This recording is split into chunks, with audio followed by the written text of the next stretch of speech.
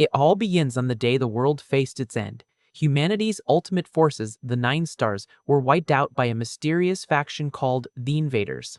Standing in the middle of the ruined battlefield, the last two warriors try to stay on their feet while the man catches his breath. He is Zenon, the holy swordsman, who asks in disbelief if they are the only ones left standing in that place. The mage named Ellis Coven confirms their worst suspicions, revealing that all their other companions have fallen in the clash. Truly, not even the prophet Liliana or the summoner Galahad had the slightest chance of surviving against the enemies. Facing this, Xenon asks the mage to focus entirely on supporting him, leaving her clueless about what he plans to do. Readying his sword, the swordsman replies straightforwardly that his next move should be pretty obvious by now.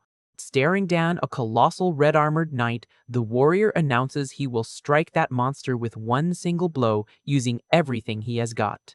Els tries to argue that if they lost even when fighting together, that would be impossible, but Xenon counters that this is zero reason to back down. With that, the MC leaps high into the air with all his might, wrapping his blade in golden energy to unleash his ninth attack form. Raising the intensity even further, he channels his life force to activate the 10th and ultimate form of his holy light. Watching that powerful aura, the shocked mage realizes that her companion truly hasn't given up the fight. Tearing through the air like golden lightning, Xenon charges at high speed toward the colossal Dark Knight. The monster notices his approach and extends its massive hand, glowing with red energy, to crush the human. But even face to face with that terrifying attack, the swordsman doesn't step back one single inch, keeping complete focus on his target. In one brutal impact, the swordsman clashes his golden blade against the enemy's immense red energy. The force of the clash creates one shockwave of destruction all around, while the warrior tries to withstand the monster's colossal fist. Feeling the pressure of the attack, he shouts the mage's name, asking for immediate backup. Quickly, the girl assures him she is on it and casts one green energy spell with her staff. Stepping on the platforms the mage had placed, Zenon pushes forward with even more power channeled into his body. With one swift move, the MC dodges the monster's attack, and then uses the platform to launch himself forward one more time to continue the offensive. Letting out one loud battle cry, he brings his glowing sword down with full force against the opponent. The brutal strike generates one blast of golden light that cuts right through the knight's shadowy defense. Amazed by that incredible power, Illis starts to believe that technique might bring them victory. However, the hope is short-lived as the monster emerges unharmed from the smoke, leaving the mage in absolute shock. Surrounded by energy sparks, Xenon announces the fight is not over yet and gets ready to strike again. But at that exact moment, the MC's body gives out, and he coughs up a large amount of blood. Desperate, the girl yells, warning him that his body will not hold up if he keeps pushing past his limits. Even severely injured, the swordsman refuses to back down. Realizing the gravity of the situation, the frightened mage makes one drastic decision to change their fate. Wasting zero time, she grips her magic staff with two hands to cast one final spell. Using the light prison spell, the girl traps the swordsman in green energy, leaving him frantic as he realizes his body can no longer move. At this, Ellis declares that he is the last hope capable of saving the world and promises she will not let him fall in that place. Completely confused, the MC questions her actions, reminding her that if they do not defeat the monster, they will all end up defeated anyway. Ignoring his protest, the mage explains that this is exactly why she is trusting him with everything, certain that the warrior can reverse this loss. Next, she reveals one antique pocket watch, explaining that it is one magical heirloom passed down through generations in her family. As the monster charges up one devastating red magic circle in the sky, the girl warns she has zero time left to explain the details. The ally then asks the hero to promise he will not let those enemies win the next time around. With the artifact glowing blue, the mage emphasizes that her request is for everyone who has already fallen, while Xenon demands to know what she is planning to do. The girl pushes forward with the spell and leaves the world in his hands, even as the warrior begs to be released so he can fight too. At that exact moment, the giant knight fires his massive red spell with full force right at the two of them. Facing their imminent end, the mage says her final goodbye to Xenon. Immediately, one huge pillar of blue light swallows the swordsman and teleports him safely far away from the battlefield. Right after, the enemy's devastating strike hits the ground, causing one colossal explosion that obliterates everything around. Following the teleportation, the antique pocket watch falls lifeless to the ground. The impact of the enemy attack leaves the surrounding terrain completely destroyed. Lying amidst the rubble, Ellis coughs from sheer exhaustion. Despite her critical condition, the girl is relieved to see the spell was one total success. The artifact she used is the Mystic Pocket Watch, one divine item with the power of reincarnation and alteration capable of changing the world. The magic sent Xenon's soul back to the past to live as one completely different person, with the mission of fixing that twisted reality. While the shadowy giant charges up another red spell, the mage mentally pleads for the hero to prove he can rewrite that destiny. With zero ways to defend herself, the young woman simply closes her eyes and accepts her fate. And the second the monster fires the final strike, her last thought is the hope of winning the warrior's heart in her next life. Abruptly, the scene cuts to one beautiful sunny mansion where the swordsman's voice suddenly echoes out, calling for his companion. Waking up startled, he is now in the body of one dark-haired young man and sits up in bed groaning about one headache. Scanning the room's refined decor, he figures he is in a noble's house and realizes this is the result of the magic artifact. However, looking at his own clothes and hands, the guy tries to process what on earth just happened to him, interrupting his thoughts when worried maid opens the door and asks if something is wrong. Disoriented, the MC demands one weapon to get back into the fight against the invaders, leaving the staff member confused as she calls him Master Noah and asks if he had one nightmare. Still trying to understand, he finds it weird to be called Master Noah and asks who that girl is, to which she introduces herself as Lydia, his maid. The young man then touches his arm, feeling textures and proportions that are definitely not his own. Shocked as he looks at his own hands, the swordsman confirms that this body absolutely does not belong to him. Puzzled by the situation, he tries to figure out if he ended up possessing someone else's body or if something even more complex went down. Frantic, Noah demands to know where he is and who he truly is, completely scaring the maid. The girl grows worried and asks if he is acting this strange because the fever made him delirious again. Having zero patience for beating around the bush, the guy demands she just answer his questions.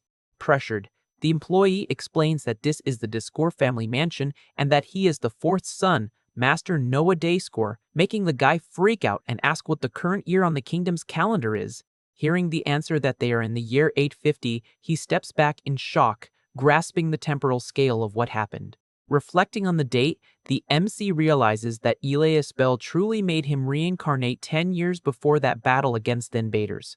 Kneeling on the floor, he despairs upon realizing he reincarnated right into the house of Dasker, the notoriously wicked family of magic swordsmen who were the direct opposites of the holy swordsmen. Before he can process anything else, knocks echo on the door announcing Selena's arrival.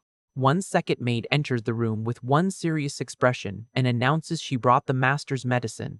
Noah finds the mention of medicine odd, and the newcomer explains that the potion was made by Master Scar, who was worried about his health. The guy stares at the bowl without saying one single word, clearly suspicious of the whole setup. Eyeing the dark bowl, Noah carefully analyzes the liquid, thoroughly doubting the intentions behind that supposed medicine. Without hesitating, he throws the container hard onto the floor, shattering the ceramic and leaving the maids completely startled by his actions. At that moment, one group of armed men walks into the room, sarcastically greeting the young man, making the guy ask who they are. The group's leader steps forward, explaining they heard one strange noise in the room and decided to come in and check what happened. The intruder then notices the MC spilled the liquid on the floor and laments the waste of Scar's goodwill, warning they will whip up one new dose soon. Mocking the idea of that being medicine, the swordsman gets threatened by the man, who guarantees he will show zero mercy if the insults continue. Without backing down, the guy calls the potion out for being pure poison and challenges the men to drink the liquid if they are so confident in its quality. Thanks to his holy core that repels malicious forces, he noticed the strange reaction from the mixture and was certain it was one set up to take him out. Realizing the plan was busted, the leader scowls and bluntly warns they will force him to swallow the poison anyway. Pleased with the confession, Noah sarcastically comments that the attackers' masks have finally fallen off. Right after, he figures the men are the family's guard dogs and thinks it is great to be able to test his new body's capabilities on them. With one confident smile, the MC stares down the goons and calmly states he is going to play around with them a little. Annoyed by the audacity, the leader wastes zero time and orders his subordinates to pin the young master to the ground immediately. Promptly, the henchmen agree to the order. They then run straight at Noah. However, the young master counterattacks with agility, landing one kick right in the middle of one guy's stomach, sending the man crashing hard against the wall. The other one then tries to hit the MC with one punch, but he dodges easily, and then strikes back with one punch right in the middle of the scumbag's face. The attackers stay on their feet cursing, making Noah realize he used enough force to knock them out, but the result was disappointing. This makes it clear just how weak this current body is, leading him to wonder the real reason he was poisoned in the first place. The boss loses his patience and orders them to finish the job right away, saying he doesn't care if the target gets a few bruises. At that, the hero is surprised to notice something suddenly appearing right before his eyes. Blue magic windows float in the air, revealing detailed info about the enemies, while the grunts charge forward, telling him to give up. He reads the data and is shocked to see he possesses one evaluation skill, one incredibly rare power. Intrigued, the warrior wonders if the original owner already had that, noting the intruders only have 1 star in swordsmanship, being mere rookies. One of the goons jumps furiously with one yowl, bringing his sword down hard toward the target. But Noah moves with extreme speed, blowing right past the attack and leaving the guard terrified by the miss. Right after, he unleashes one devastating kick on the opponent, launching the man into the air with zero chance to defend. With one swift motion, the young master grabs the hilt of one drop sword to fight for real. One of the henchmen tries to attack the MC with a sword, but he blocks it effortlessly and breaks the thug's sword, sending him flying away with the sheer force of the strike. The intruder collapses on the floor unresponsive, leaving the maids horrified by the scene. The invasion leader comments, impressed that one sick Daskor is still dangerous, prompting the MC to challenge him to stop watching and fight already. But suddenly, the swordsman feels one sharp pain and freezes completely by surprise. Kneeling and giving off one dense purple aura, he realizes in shock that the strange sensation is coming from one demonic core. This energy is the root of the exclusive power of the demonic swordsman from the infamous Daskor family. Meanwhile, on the other side, the power source for the holy swordsman of the glorious family comes solely from the holy core. Obviously, these two extreme power sources should never be able to coexist in the exact same host. Catching on to the situation, the boss figures the energy finally spiraled out of control and decides to reveal one last secret since the target is about to meet his end. He spills that the supposed medicine given to the young man was actually one poison crafted to push the demonic core to critical limits. The villain concludes that the guy's body is being devoured by the excess of dark energy, and the strain of the battle was the trigger for the collapse. Knowing that level of power would destroy everything, the MC decides to put his life on the line, betting that his new physical form can handle the fusion. Readying his internal energy, the swordsman decides to risk one unprecedented tactic to try and survive. The strategy consists of using the power of his holy core to completely suppress the rampage of the demonic core. Mocking that resistance, the leader steps up, preparing the first form of his abyssal combat style. With that, the intruder uses his special technique and fires one massive reddish magic slash toward the target.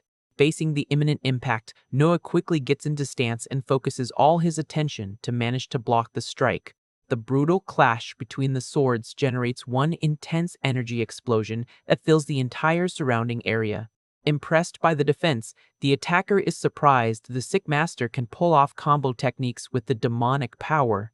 The hero checks the system windows and notes the man's strength is far superior, while the villain rants, telling the trash to know its place. Keeping absolute focus, the MC cranks up his own golden aura and totally ignores the cheap provocations. With that, he swings his weapon with speed and fires one glowing cutting wave straight at the opponent. Without backing down, the henchman leader channels even more force into his own blade and tries to strike back with another long-range attack. The two energies violently collide in the center of the room, creating one fierce magic struggle. However, the warrior's offensive power soon proves to be much greater pushing the enemy back with zero trouble. Keeping up the combat pressure, the youth advances relentlessly and unleashes one fierce sequence of continuous strikes. The invasion leader is completely cornered, sliding across the floor and barely managing to block the overwhelming impacts of the assault. Taking a deep breath, Noah concludes that quick exchange of blows was enough to perfectly show the opponent's limits and understands he needs to wrap up the fight quickly before his own body gives out. He then mercilessly taunts the enemy, asking where all that bravado from earlier went and pointing out the man is already completely out of breath. With one confident smile, the guy comments that the sudden lack of manners and sloppy tone give away that the intruder has finally started to panic. Furious at the insult, the boss snaps, calling the target one insolent brat and charges cloaked in his dense dark magic. Pumping up the volume of the enemy aura, the man yells with absolute certainty that the young swordsman will never be able to read the movement of that special technique of his. In seconds, the room is overtaken by one massive amount of reddish mist, while the warrior keeps his guard up waiting for the impact. The smoke covers almost the whole room, leaving the MC's vision extremely limited during the attacker's offensive. But even in the middle of the thick curtain, he moves his eyes with extreme precision, managing to locate the exact position of the opponent instantly. With one perfect reflex, Noah announces he found him and unleashes one powerful sword strike right toward the hiding spot. The golden blade's impact slices the air and hits the adversary dead-on with one devastating force, shattering the red defense immediately. Badly wounded, the leader collapses against the wall, coughing blood and mutters, unable to comprehend how he was discovered so easily. Chill. The hero explains that the technique might hide the physical body, but it will never be able to conceal the presence of whoever is using the demonic core. The goon falls face down on the floor defeated, still trying to process the loss and wondering in shock what kind of power that was. Keeping the mystery alive, the master shrugs, replying that he himself still doesn't quite understand the power, so there is zero way to give one clear explanation. In silence, the warrior reflects on the clash and realizes in awe that the energy of his holy core ended up intertwining with the demonic core naturally. The MC notes that one flawless combo occurred between his original holy core and the demonic core of this body's former owner. With this discovery, Noah realizes that if he manages to fully master this new strength, there might just be one real chance to save the world one more time. Remembering the mage Elaz's sacrifice, the guy feels relieved and mentally thanks his companion for giving him this tiny ray of hope. But the peaceful moment is cut short when the maids run into the room frantic, asking if the master is hurt and saying they will call one doctor. Quickly, the swordsman assures them everything is fine and points to the window, wanting to know what that creature flying outside is.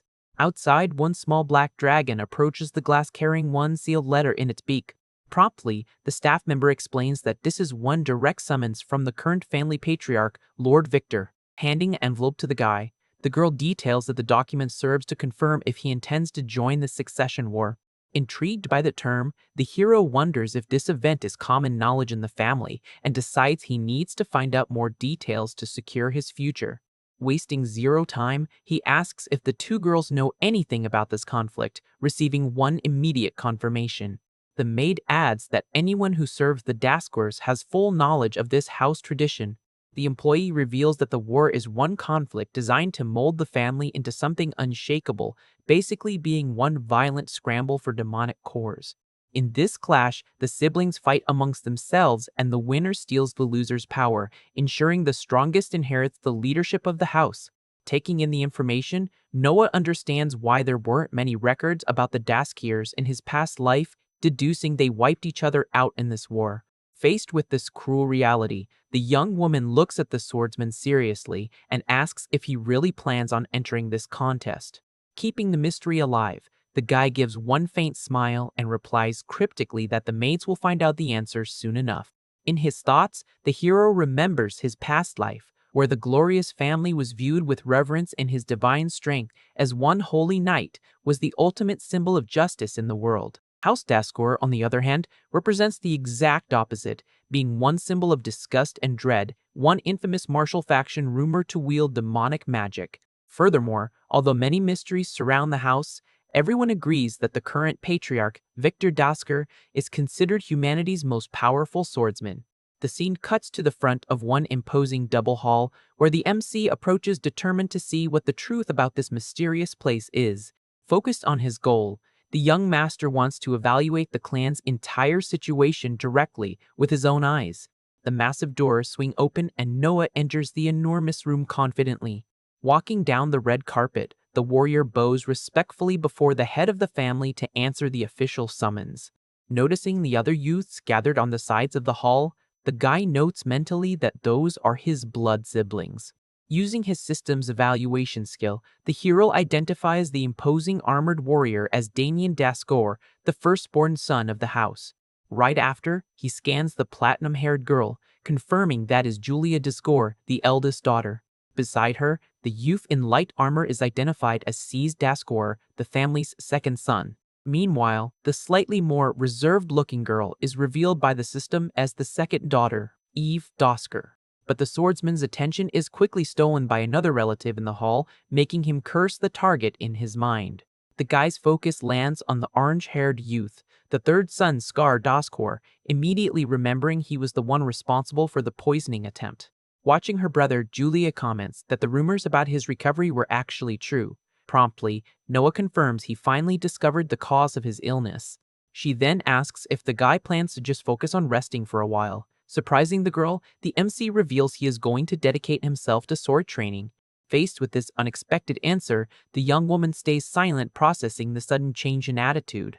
At that, Scar jumps into the conversation mockingly, asking if one loser like him thinks he can train and advising him not to waste time.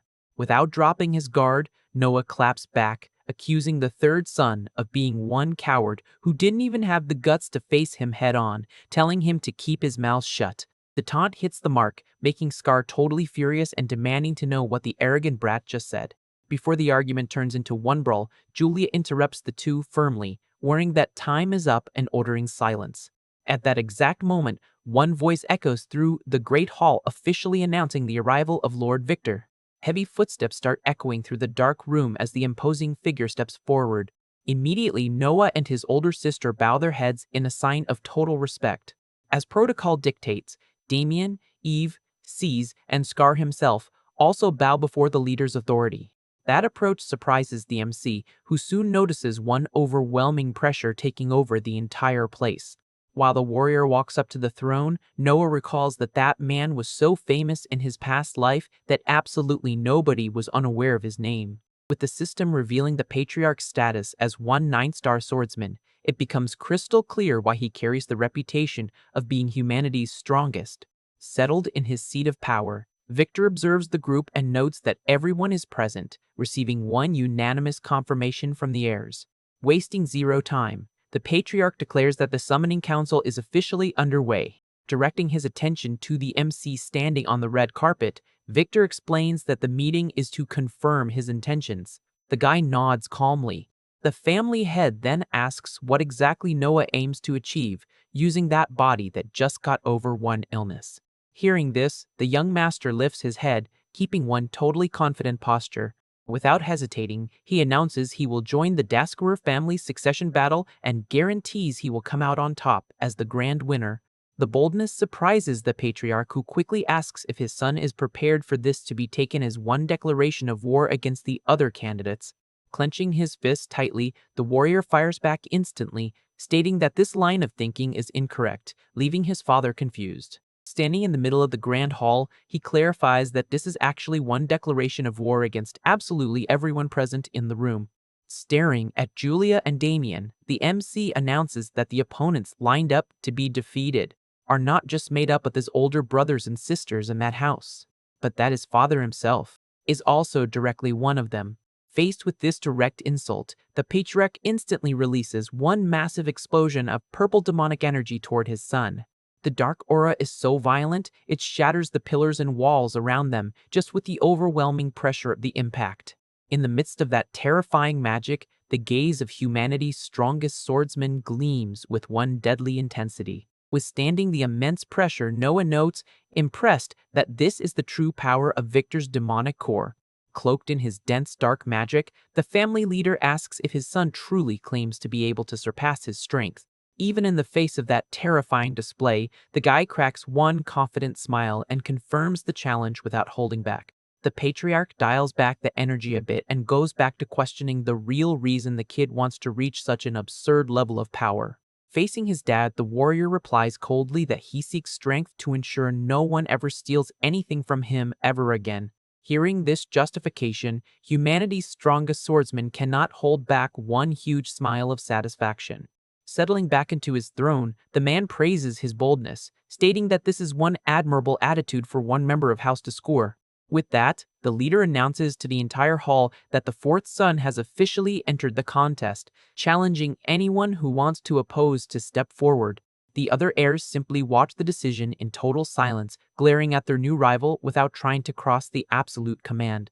Totally hyped about the situation, Victor raises his voice, telling the youth to become ravenous and ruthless in his pursuit of strength. Following the tense meeting, the scene cuts to the sunny training courtyard of the family's massive mansion. At the spot, one wooden dummy is brutally sliced in half by one swift energy wave. Holding one training sword, the MC tries to catch his breath after destroying the target with his strike. He evaluates that his physical condition has improved a lot, but admits that his current level is barely enough for even a basic fight, noticing other issues. Due to the unprecedented union of the two energies in his body, the warrior laments not being able to use his old fighting style or master the moves of his new family. Staring at his own glowing hand, Noah tries to figure out exactly what kind of power that is flowing through his body. The system reveals the info for the holy demonic core, but he decides to hide it since he has no clue what might happen if they find out. At that moment, Julia shows up near one tree and asks why her brother is in one place like that. The girl comments that up until then, Damien was the only one favored by their dad, but now the youngest has made that list too. Approaching with one wooden sword, the older sister reveals she obviously wants to see this new strength with her own eyes. Not backing down from the challenge, the MC picks up one training weapon from the ground and says they can go ahead and get started. Readying his combat stance, the swordsman calls his relative's attention. However, Julia doesn't wait and charges at one impressive speed right at her opponent.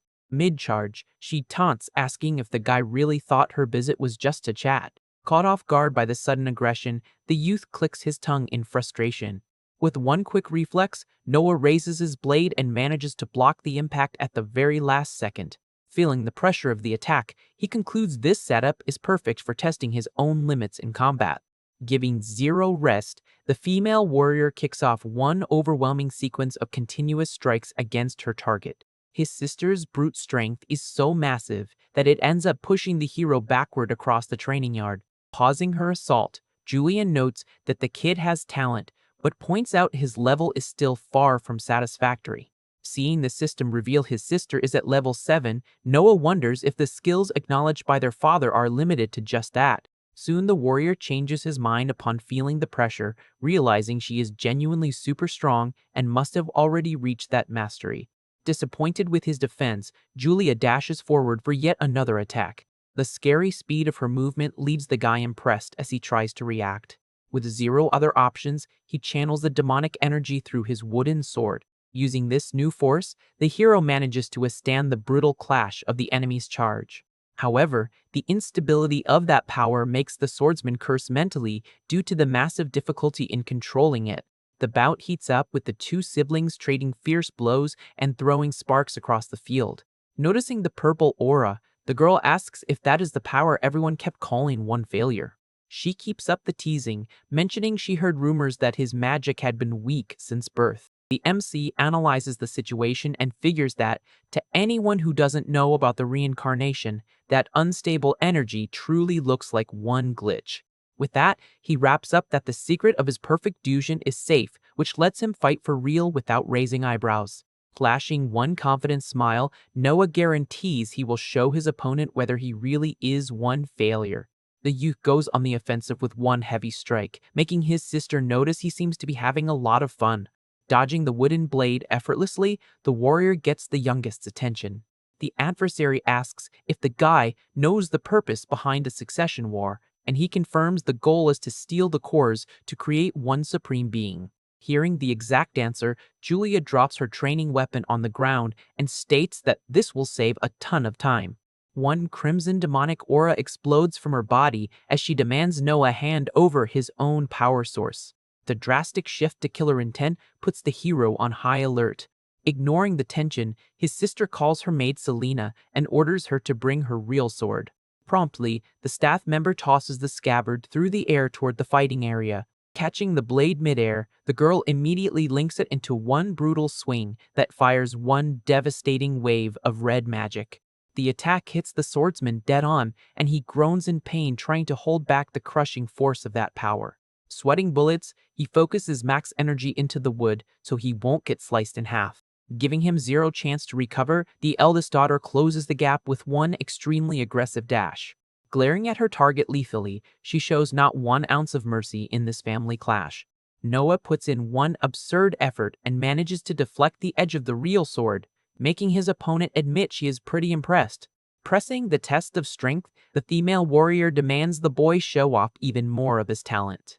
Next, she jumps back, creating space and wonders out loud if he will be able to handle what comes next. Positioning her shadow-covered weapon, the sister calls out the first form of her special black flame technique. Sensing the danger level of the attack, Noah warns he is going to block the strike using everything he has got. One massive crimson energy wave is launched, tearing through the skies straight at the young master. The clash between the two weapons causes one violent boom that shakes the entire area. The collision of magics is so strong it creates one pressure field, wrecking the ground around the fighters. Staring at her brother through the dark flames, the adversary asks if he intends to keep fighting in such a basic way. Amping up the weight of the charge, Julia dares him to use brute force to make her grip the sword with 2 hands. The two lock up in the center of the arena, trying to overpower each other's aura without giving 1 inch of ground. Relentless, the girl turns up the aggression to crush her target's wooden defense. The gap in physical power starts to weigh in, forcing the hero to slide backward little by little. To avoid being totally overwhelmed, the swordsman finally grabs the hilt with 2 hands, drawing one satisfied remark from his rival. At that moment, one sudden magic explosion blasts the MC's body far away effortlessly. Sent flying by the overwhelming impact, the guy grinds his teeth, fighting to regain control. He lands hard and drags his boots through the dirt until he finally manages to stop his momentum completely. Watching from a distance, the platinum-haired daughter stays quiet, sizing up the damage dealt to her relative. Gripping the piece of wood tight, the youngest realizes in frustration that using all his current power is barely enough to survive. Looking at his own hand, the swordsman figures out that impact laid out the exact limit of his core. Standing in the middle of the wrecked courtyard, he takes a deep breath, trying to calm his body's exhausted rhythm. Breaking the tension, Julia asks if her brother knows the reason the Dasquers don't just eliminate each other right off the bat, and he throws the question right back. The girl explains that the stronger a member gets, the slower their growth becomes, which is why hunting down weak opponents just isn't worth it. Channeling dense magic once again, she details that taking someone out is only profitable when the target has already developed their power to an ideal limit. Wrapped in her killer aura, the warrior states that since he managed to block the last attack, taking him out could actually yield some good results now. Showing zero pity, his sister declares that that mysterious energy finally seems worth stealing. Facing the imminent lethal threat, Noah clicks his tongue in pure frustration, realizing there's zero way out.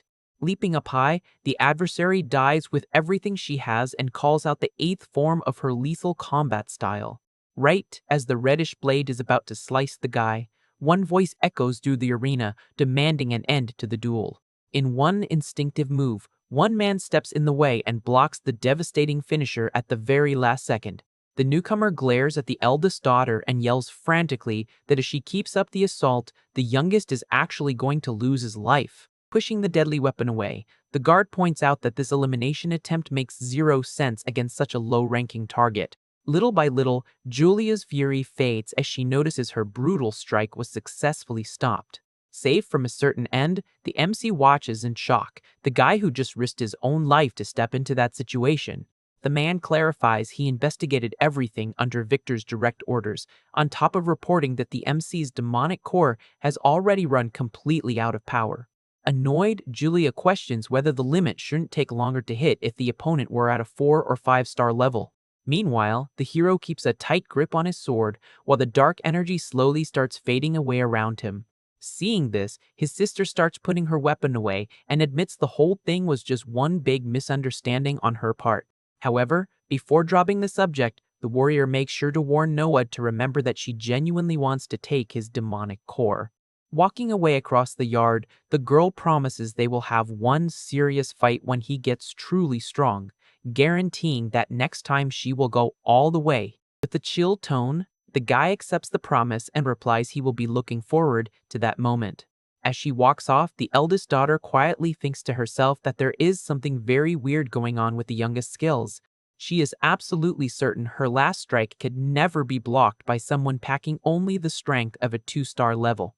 Jumping to the obvious conclusion, the platinum blonde realizes her brother is definitely hiding his true potential. Even after uncovering the setup, the adversary actually finds the whole situation pretty amusing. Hyped for the future, the heiress mentally roots for the kid to keep growing in an interesting way, while furious yells echo in the distance. In another corner of the mansion, Scar smashes the desk in his room, unleashing one reddish aura and cursing totally out of control. The third son cannot stomach the fact that one piece of useless trash was officially cleared to join the contest for family leadership. His outrage only grows when he remembers not even he ever received that much praise and attention from their father in his entire life. Kicking furniture out of sheer anger, the redhead yells, "There is zero way he can accept this," until he is cut off by one of the maids bringing in a report. Hearing the call, the master turns around, noticing the arrival of one of his most loyal subordinates in the room. Rapidly switching moods, the noble says everything is fine, revealing he just thought up one very interesting idea. With a wicked look, the brother swears he will drag the MC to rock bottom and kick him out of this power struggle for good. Meanwhile, out in the training yard, the guy who broke up the fight apologizes for taking so long to introduce himself properly. He reveals his name is Kyle and explains he has officially just been assigned as Noah's new instructor, leaving the guy confused. During the chat, the employee details that Victor doesn't want to see the youngest taken out so soon, so he sent help to make up for the time the kid spent bedridden. Curious about the setup, the swordsman quietly triggers his evaluation skill to check out the newcomer. The system pulls up impressive high-level stats, making the hero mentally conclude the master's capabilities are more than enough. Ready for duty, the instructor asks if they should start training right away, but hesitates while holding a piece of paper. Handing over the sealed document, Kyle lets him know he brought new direct orders from the patriarch for the young master. Reading through it, the guy finds out their main mission is to scout out and wipe out one dangerous miasma pool in the area. The instructions describe the hazardous phenomenon and warn that the only way to temporarily handle the problem is by defeating the local boss monster. Far from being intimidated by the deadly challenge, the MC closes the letter, flashing one look of pure satisfaction. He quickly catches on that this whole dangerous mission can be used as one huge stepping stone for his own growth. Already deep in the gloomy forest, the hero jumps into combat, delivering one clean slice with his sword coated in purple energy. Keeping up with the group's advance, Kyle tells everyone to keep a fast pace to wipe out any creature popping up in the area. During the push, one of the squad soldiers tightens his grip on his weapon's hilt, trying to keep his extreme tension in check. The guards start whispering among themselves, thinking it is weird the noble is hunting weak enemies, since everyone says the kid has a pathetic level. As the youngest leads the march without breaking a sweat, the men silently wonder what the head of the Discord family saw that was so special about him. Suddenly, one of the scouts comes running back down the trail and calls for the instructor, warning him about one important find up ahead. At the marked spot, the duo spots one group of unconscious kids scattered across the dirt floor. Faced with the alarming scene, the warrior notices the victims are passed out and asks his partner how they should proceed. After checking the kids' pulses, the man states the mission is way too urgent to back down, deciding to bring everyone along with the squad. Wasting zero time, the soldiers toss the rescued kids on their backs and the team resumes their trek deep into the woods. As they push through the trees, one thick, purplish fog starts to completely take over the surrounding area. The concentration of dark magic in the air gets heavier and heavier, signaling the main target is super close. With visibility dropping, the MC registers the spike in lethal energy and warns that the boss monster has got to be hiding right there. In that split second, One gigantic creature charges through, smashing everything at a brutal speed right toward the group. Caught off guard, the soldiers panic as they recognize the scorpion enemy popping out from the shadows. Facing down the colossal monster, the instructor yells for the guards to fall back immediately and get the survivors to a safe spot.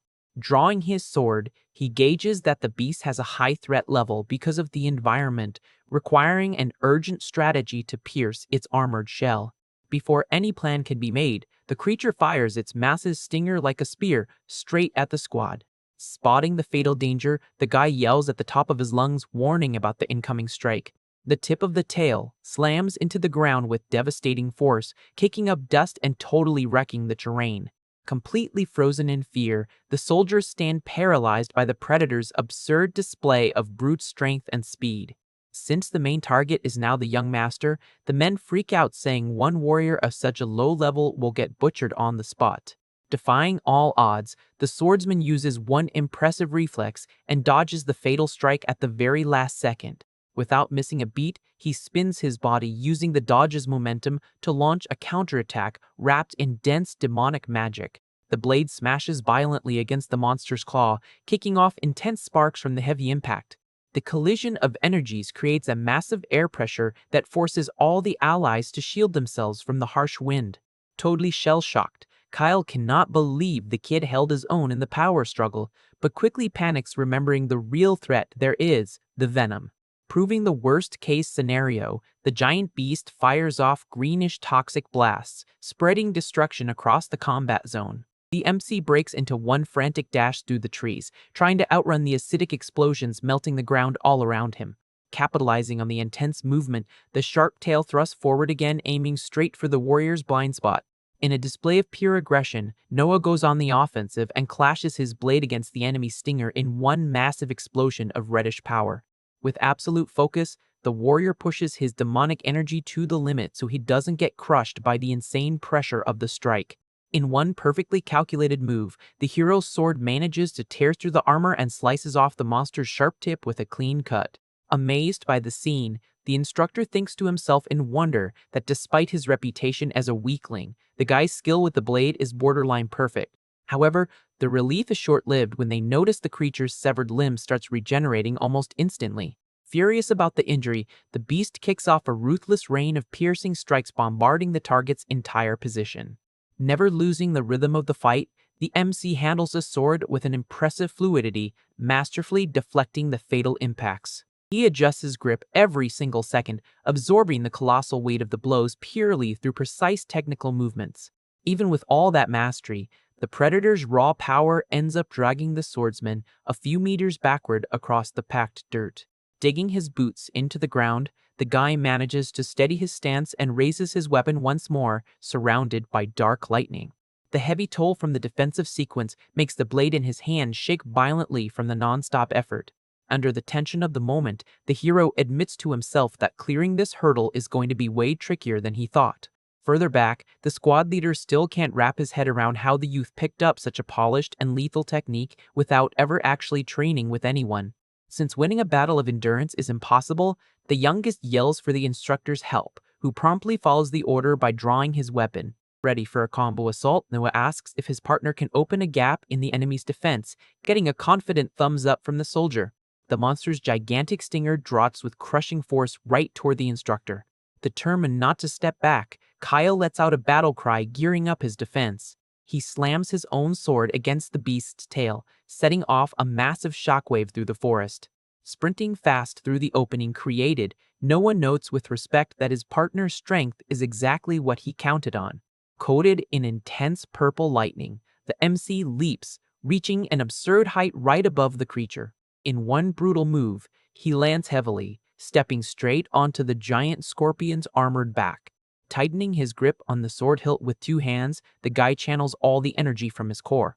Giving it zero chance to react, the hero buries his glowing blade straight into the enemy's shell. The pressure of the attack makes a sharp fang, used as a tool, pierce the armored hull, creating several cracks.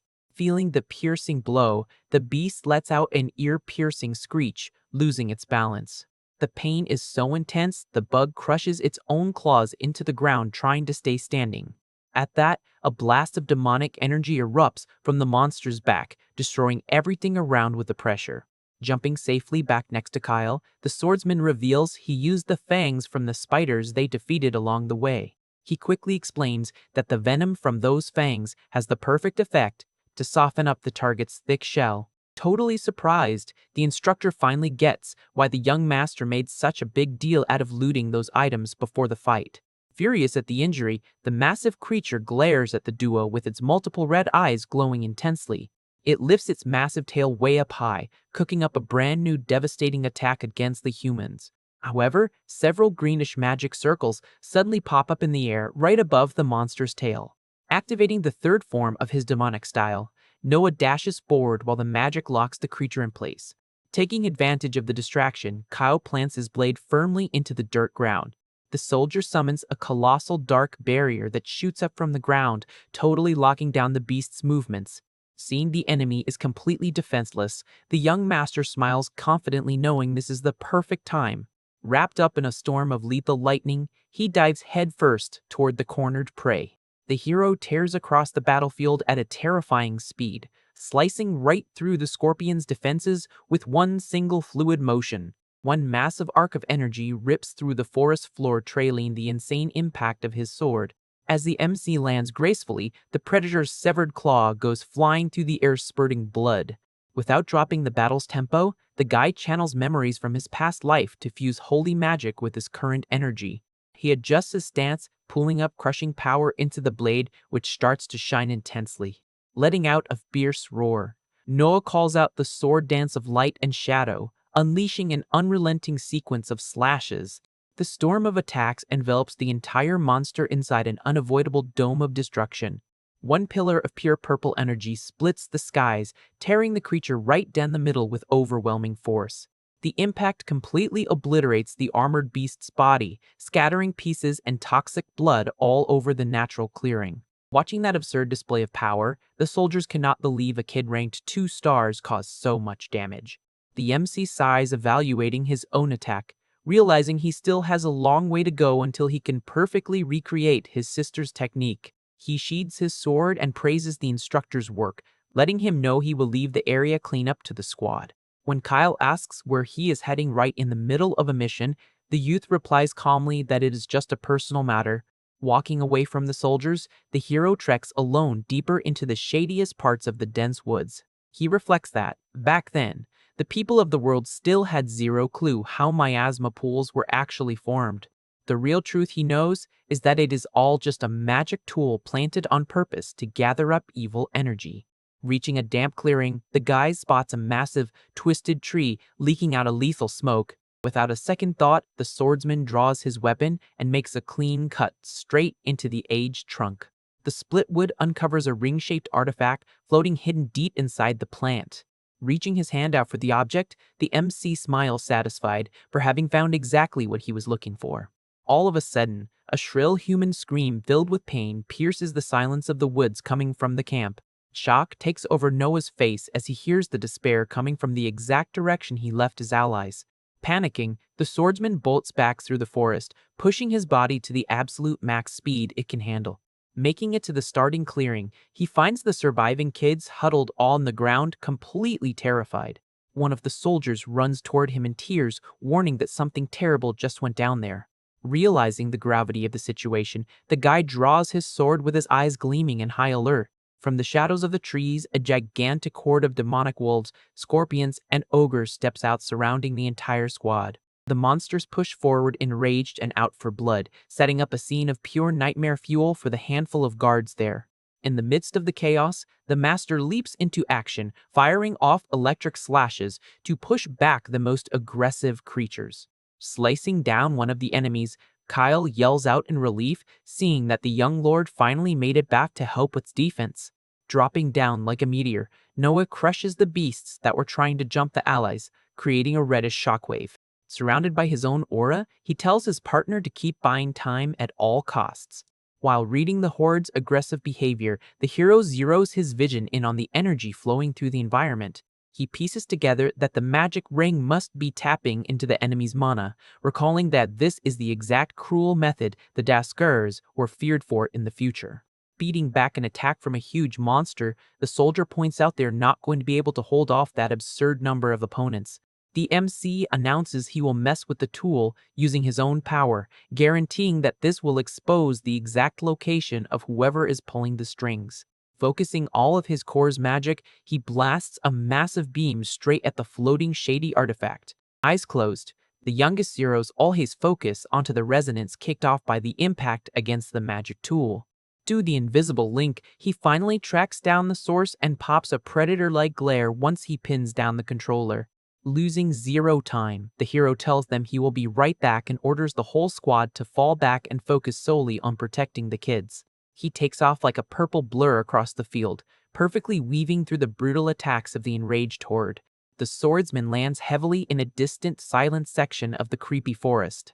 Right up ahead, a mysterious figure cloaked in a dark robe is crouching down, twisting the dark energy on the ground. Aiming his blade firmly, Noah says he knows the trespasser is there and orders him to show himself. In the blink of an eye, a masked assassin drops from the trees, unleashing a ruthless vertical strike right at the guy. With an impeccable reflex, the MC crosses his sword and blocks the lethal ambush in an explosion of sparks. The goon falls back a few steps, watching his target from a distance, and lets out an intrigued murmur over the block. He ironically asks if the kid actually picked up on his hidden presence, mocking a mere member of the family. Keeping his weapon up, the intruder claps back with pressure, asking who the hero thinks gave the order for that hit. Already fed up with the riddles, the youngest warns he will make the enemy talk by force. The two warriors rush in at the same time and clash blades in a violent impact that shakes the whole area. Feeling the insane weight of Noah's strike, the mercenary goes wide-eyed in total shock, recognizing the pure power of the demonic core flowing through. Staring the mercenary down, Noah confesses with all sincerity that he still does not understand this new energy very well. At that moment, the intruder wastes no time and charges forward at high speed while the hero prepares his defense. Gripping his blade tightly, the MC activates the second form of his shadow style. Immediately, dozens of red daggers made of pure magic appear floating all around him. The masked henchman is completely surrounded by the storm of glowing magical blades. Without warning, the daggers shoot out all at once toward the target, leaving the attacker in absolute shock. Watching the coordinated strike, the young master shows total confidence, knowing he has cornered the enemy. A sequence of violent explosions happens when the magic hits the target head-on. Groaning in pain, the intruder tries to defend himself from the bombardment, while the MC uses his appraisal skill. Seeing the opponent's data, Noah mocks him, asking where all that previous arrogance went. Analyzing the fight, he notices that the adversary's swordsmanship is weak and decides to close the distance to finish it. Taking advantage of the opening from the blasts, the young man dashes like lightning across the battlefield. With an agile leap, the swordsman unleashes a critical vertical slash covered in purple lightning. He lands extremely lightly on the forest floor. The impact tears up the ground, creating a crater, but the attacker manages to jump back, narrowly escaping. Giving no chance to breathe, the hero continues the offense, spinning his body for a new strike. The swords clash again in an energy burst that lights up the dark environment. Blocking with ease, the intruder scoffs, saying that attack was too obvious and simple to handle. However, a red magical blade forms silently right behind the mercenary's back. The next second, the assailant realizes he has been surrounded by the cutting spells once more.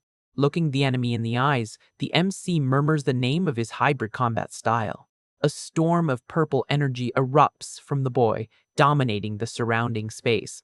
Using an advanced movement technique, the young man vanishes and strikes from multiple angles simultaneously. Shocked by the surreal agility, the mercenary recognizes the advanced technique and panics. Desperate, he swings his dagger, trying to hit anything around him, but misses every single strike. Appearing right in the adversary's blind spot, Noah moves in, warning that the enemy is way too slow. The henchman cops up from the impact as he feels the sharp blade piercing him cleanly. Totally defeated, the intruder drops his weapon on the ground as he suffers from the severe wound. Fallen and powerless, the masked man asks in disbelief how a youth from that clan mastered such a technique. Internally, the hero reflects that he learned this by realizing he could unite the techniques of both families. He concludes that copying the moves is easy, but simple imitation will not be enough in the future. Looking at his own power, the youngest son guarantees that the true value of mixed energy will only be born by creating something original. Turning his attention back to the wounded attacker, the swordsman demands to know once and for all who sent him on this mission. Even while struggling, the mercenary mocks the situation, warning the boy not to think he won so easily. In a swift move, the intruder pulls out a hidden vial and swallows the mysterious liquid all at once. Seeing the suspicious action, the MC frowns, trying to understand what the opponent just took. Immediately, the henchman's body begins to undergo a bizarre mutation, releasing a heavy aura into the air. The man's muscles rip his clothes as his skin takes on a greenish and monstrous tone. His human face vanishes, giving way to a furious creature with sharp teeth and glowing red eyes. Now transformed into a giant aberration, the enemy unleashes a deafening roar right in the hero's face. Caught off guard, Noah quickly recognizes that this is a forbidden beastification spell. Completely out of control, the green beast charges, tearing up the earth with absurd speed. With no time to think, the young man crosses his blade in front of his body, activating his full defense. The impact of the monstrous claws against the sword generates a shockwave that sweeps the clearing. Being dragged backward, the boy realizes that the enemy's strength has increased so much that his weapon will soon break. Laughing hysterically, the beast taunts, wanting to see how long the target can withstand the pressure. The creature unleashes a brutal combo of crushing blows, forcing the hero to retreat endlessly.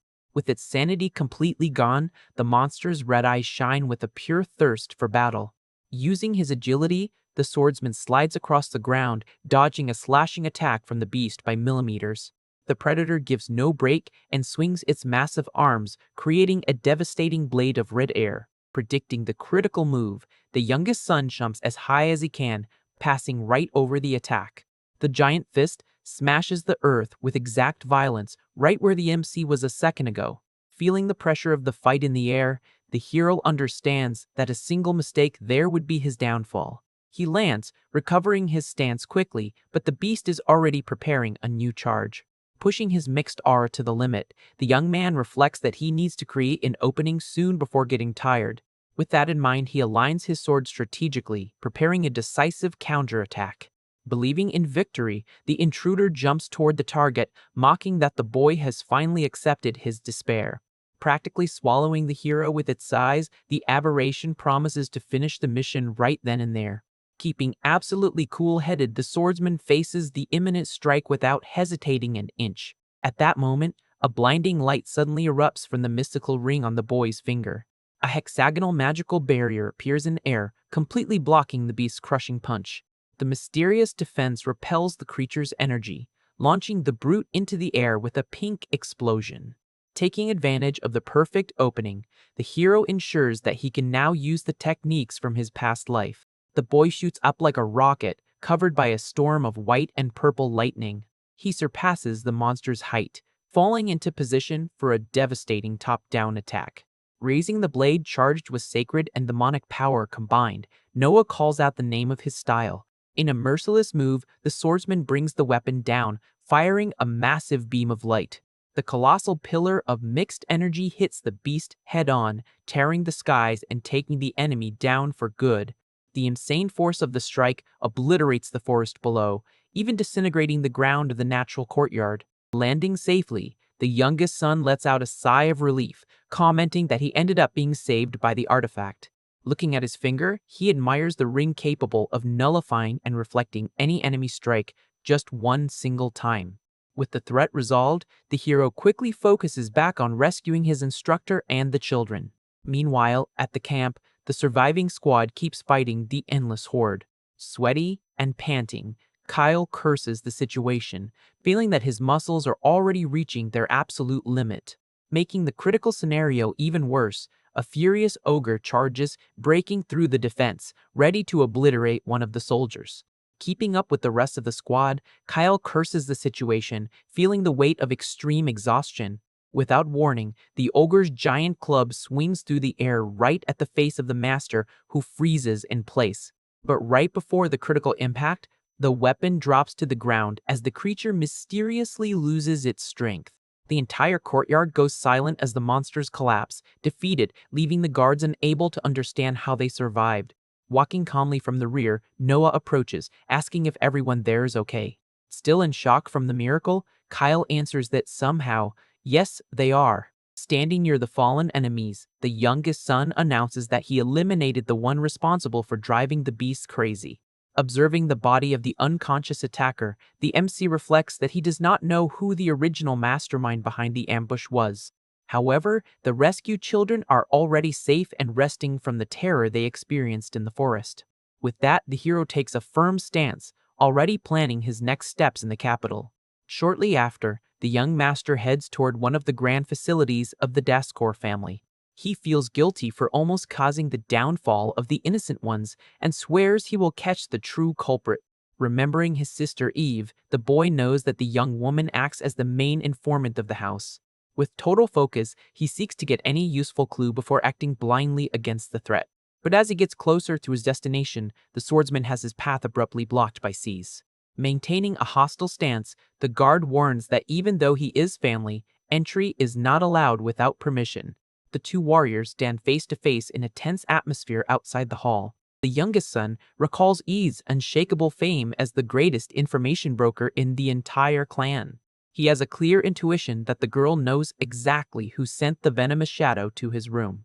Out of patience for interruptions, the hero releases his purplish aura and tells Cess to get out of the way. The protector reinforces that he acts as the sister's personal bodyguard, while the MC guarantees he just wants a quick chat. Annoyed by the enemy pressure, the guard shouts that he would never trust someone exuding such intense hostility. Seeing that diplomacy has hit a wall, Noah grips his sword hilt, accepting the hostility. The boy ignites demonic magic all over his body, warning that he will force his way in if necessary. Knowing a clash is imminent, the brother draws his blade, taking a classic defensive stance. Using his own speed, the MC charges like a predator, tearing up the mansion's courtyard. With a brutal impact, he brings down the sword, which erupts in electric discharges right against the opponent's shield. The weapons grind locked in the air, generating continuous sparks due to the massive force of the clash. They test the limits of their muscles, trying to push the opposition backward with absolutely no success. Realizing the absolute deadlock, both use the friction to jump and distance themselves from the neutral point. As soon as he touches the safe floor, Siege channels reddish magic into the masonry beneath the courtyard. A colossal stone spear violently erupts from the earth, aiming to pierce the intruder from the bottom up. Caught by the environmental change, Noah jumps high, escaping the critical structure by mere inches. Without losing control of his own axis, he spins in the air, aligning his blade for an aerial counterattack. With a swift downward slash, the swordsman obliterates the tip of the pillar, turning the danger into dust and pebbles. Without hesitating a single second, the guard summons earth magic again to rip out a sword made of raw rock. The MC watches the rustic greatsword take shape in instants, aware of the creativity in his mana manipulation. Wielding the new arsenal, Cease charges, aggressively narrowing the field of vision. He unleashes a wide and crushing arc, forcing the youngest son to cross his entire frontal defense. The garden turns into a stage of continuous destruction, with a sequence of agile strikes generating shockwaves and luminous cuts. Focused on breaking the enemy's attack, the protector continues the assault, trusting the absurd weight of his improvised blade. With every sounding clash, the blue and purple auras repel each other, showing the extreme danger of this family feud. Being dragged off center, the hero recognizes the complex patterns and recruits his mystical appraisal system. The glowing panel reveals the target's physical and fencing superiority, but confirms that his demonic magic is only average. Faced with this, Noah discovers that the opponent fuses earth spells into his fights precisely to camouflage his brutal mana deficiency. Determined to dictate the true pace of the combat, the MC ignites his core, combining the sacred and demonic trails. Holding his weapon firmly in the air, he silently summons the supreme dance of light and shadow swords. The boy instantly shoots forward like a purple lightning bolt, tearing through space right to the enemy's collision limit. Cease loses his breath, shaken and completely surprised by the brutality emanating from his brother's supposedly sick core. Surviving by his sharp reflexes, the guard slides, stepping back on his heels to escape certain defeat. Taking advantage of the imbalance caused by his own advance, the young master changes his base, shifting to the agile stance focused on lightning. Pressed against the invisible wall of the duel, the adversary responds to the threat by igniting a dark lightning bolt. Facing the reddish fury on the other's blade, the hero immediately identifies his lineage's trademark from the future. He mentally recalls the warning he received in the mountains about the inevitable hunt his own family would bring upon him. The old lesson highlighted that the fast technique made evasion useless, motivating Noah to praise his relative's destructive talent. Exuding ironic confidence, C's returns the provocation, stating that theoretical knowledge rarely saves your skin. Refusing a preventive retreat, the swordsman lowers his center of gravity, inviting the attack with a predatory smile. In an uncontrolled fit of combat fury, the bodyguard cracks the ground and charges, spreading chaos. He crosses the stones instantly, creating a tunnel of blood-colored lightning aimed at the intruder's chest. Keeping a sharp focus on the frantic approach, the youngest son ignites the entire length of his sword, awaiting the impact. Releasing his bodily tension in a high-pitched shout, the hero strikes vertically, applying the density of his hybrid core. The forces collide at a chaotic peak, creating a vertical beam that tears and distorts the air above the residence. The stubborn clash of techniques generates an explosive wave that shatters part of the reinforced floor. A thick fog of smoke rises in the area, obscuring their movements for the brief seconds that follow. Being dragged by the kinetic momentum, the young master skids, digging his boots in to break the friction on the floor. Amidst the wreckage, the guard's sharp slash yields no space and keeps pushing to completely break the installed defense. The MC tenses his shoulders, enduring the pain in his joints to stop the scarlet blade from crossing his neck area. He realizes with irritation that even the supreme move from the past was incapable of crushing the family's spell. Analyzing the technical limitation, the young man accepts that seeking definitive victories by recycling his own moves will always leave gaps. The conclusion points to the imminent obligation of molding from scratch, something that masters the chaos between the divine and the corrupted within his soul. Seconds before the hostile intent wins out, a female command echoes from the door, imposing the immediate cancellation of the fight. Stepping out through the entrance columns, Eve analyzes the smoking mess, wearing an apathetic and strictly authoritative expression. With their blades forcefully sheathed under the leader's presence, the brutal scene gives way to calm on the private lounge's sofas. Positioned diplomatically across from the stern hostess, the brothers listen as the girl asks about the purpose of the vandalism in her backyard. Justifying the current surveillance protocol, Sauce accuses the intruder of arriving with wicked intentions, requiring brute force as a response. Without losing his composure, Noah questions why someone from the infamous Dasgur family would need a bodyguard. Keeping her cool on the sofa, Eve explains that she does not have much aptitude for direct combat. C's quickly warns that his sister is not participating in the succession war and demands the real reason for the sudden visit. The MC hesitates for a moment before presuming she already knows about the silent shadows. Intrigued by the quick deduction, the boy asks how the informant found out so fast. The girl assures him she would love to tell her little brother everything, pointing out that there are very few things she does not know. With that, the young woman makes it clear that she maintains absolute control of the information running through the house's corridors.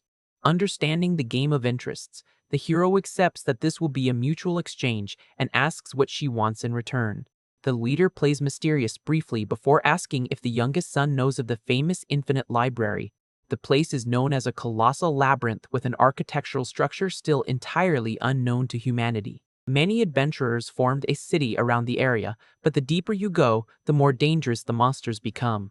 Straight to the point, the broker demands that the MC bring back a valuable copy called the Book of Eternal Depths. The swordsman recognizes the work immediately, remembering that this record revolutionized magical theory in his past life. He recalls that this knowledge saved countless lives during the devastating war against the cruel invaders. Even though the world was destroyed in the original ending, the hero understands that getting this material so early can change the future. Without a second thought, Noah accepts the perilous mission and promises to bring the requested item back intact. The siblings seal the risky deal with a firm handshake in the middle of the glass table. Right after, a family carriage moves at high speed through the stone streets of the capital. The young master travels in complete silence, accompanied by his two strictly trusted mates. The small group crosses the gates and finally arrives at the imposing commercial city of Arcanim. As soon as they step out of the elegant transport, they start walking through the extremely busy streets of the area. Knowing that the labyrinth is a trap of no return for anyone who gets lost, the youngest son deduces he will need an experienced guide. Looking for the right and discreet contact, the swordsman steps away from the crowd and enters a more isolated path in the city. He walks with firm and decisive steps to the narrow alleys surrounded by masonry walls. Meanwhile, the gigantic Daskor family mansion remains bathed in the afternoon light and an apparently peaceful atmosphere. Back in the private lounge, Eve enjoys a relaxing and solitary moment on the comfort of her sofa. The peace is short-lived when the butler opens the double doors to the room, announcing a new visitor. Walking through the main entrance, Scar approaches the hostess, carrying a heavy posture. The warrior takes the lead in the conversation and states that he has some urgent questions about the youngest son. Showing no surprise at the sudden topic, the informant simply takes a small sip of her tea. The visitor makes himself comfortably at home in the armchair on the other side of the room, waiting for her full attention. The young woman sets her porcelain down and comments apathetically that it is very rare to get a visit from him around there. Keeping a highly deceptive air, Scar declares he came to borrow his sister's strength. Noting the bodyguard's absence in the room, he mentions that their father sent them on an urgent mission in the mountains. With a malicious smile on his face, the warrior implies that the broker is completely unprotected at the moment. Far from being intimidated by her relative's veiled threat, she guarantees that her subordinates can easily handle the job. Shifting the focus to what really matters, the brother pushes forward, wanting to drag out the dangerous secrets involving the MC. He tenses his hand, recalling the absurd dark power the boy showed when fighting the eldest sister. Bothered by this mysterious and unexpected strength, Scar demands to find out what filthy secret is behind it. The young man tries to use the defeat of the original hitman as an argument, but the hostess just notes that he is very well informed. Rushing off her brother's cheap pressure, she places her cup on the table, preparing her definitive refusal. The informant states bluntly that she would never reveal data that could interfere with the unstable balance of the succession. She explains that taking someone's side would put a giant target on her own back against the rest of the cutthroat clan. Frustrated by her system's rigid neutrality, the visitor asks if she's really going to refuse to cooperate. Maintaining flawless business logic, the girl doubts he has any compensation worth such a massive risk. Faced with the logical questioning, Scar lowers his head, letting out a dark laugh about the price charged for loyalty. The room instantly grows heavy as he warns that his sister will understand the gravity of the situation very soon. Far from that gross conspiratorial vibe, the giant architecture of Arcanum continues reigning under the sunlight. The MC walks through the commercial areas, observing the busy movement of merchants and adventurers. Following his survival instincts, he approaches the facade of a run-down-looking establishment.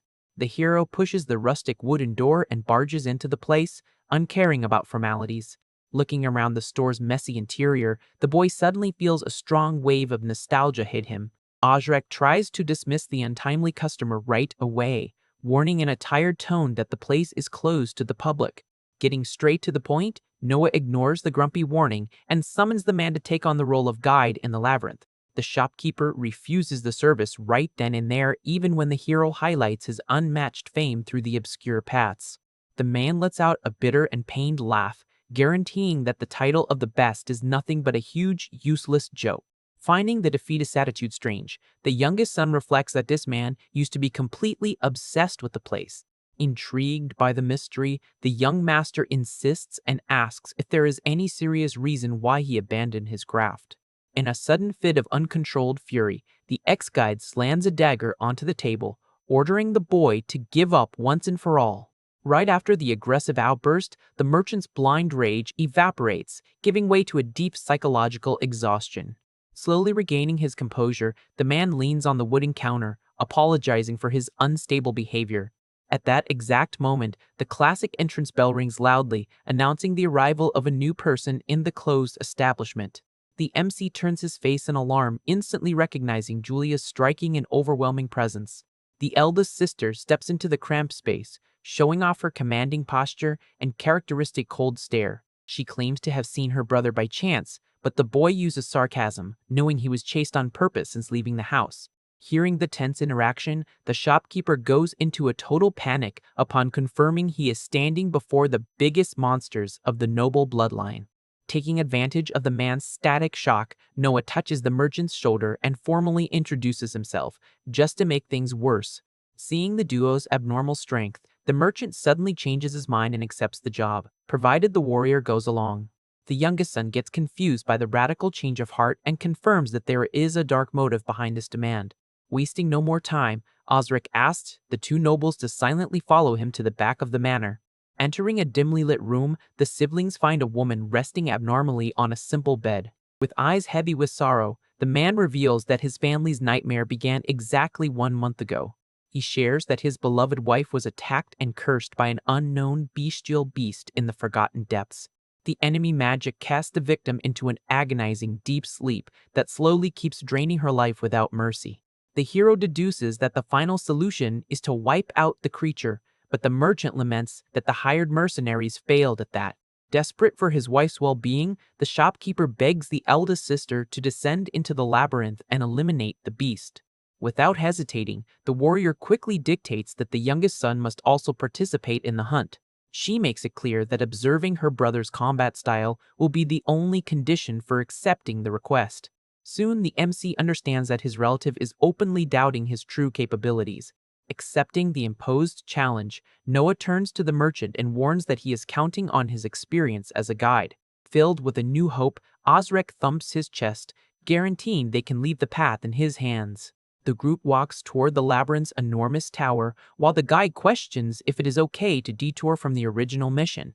Keeping her cool, Julia assures him it is fine, since her highest priority right now is discovering the boy's secret. The memory of the dark energy blocking the divine power still deeply disturbs the swordswoman's mind.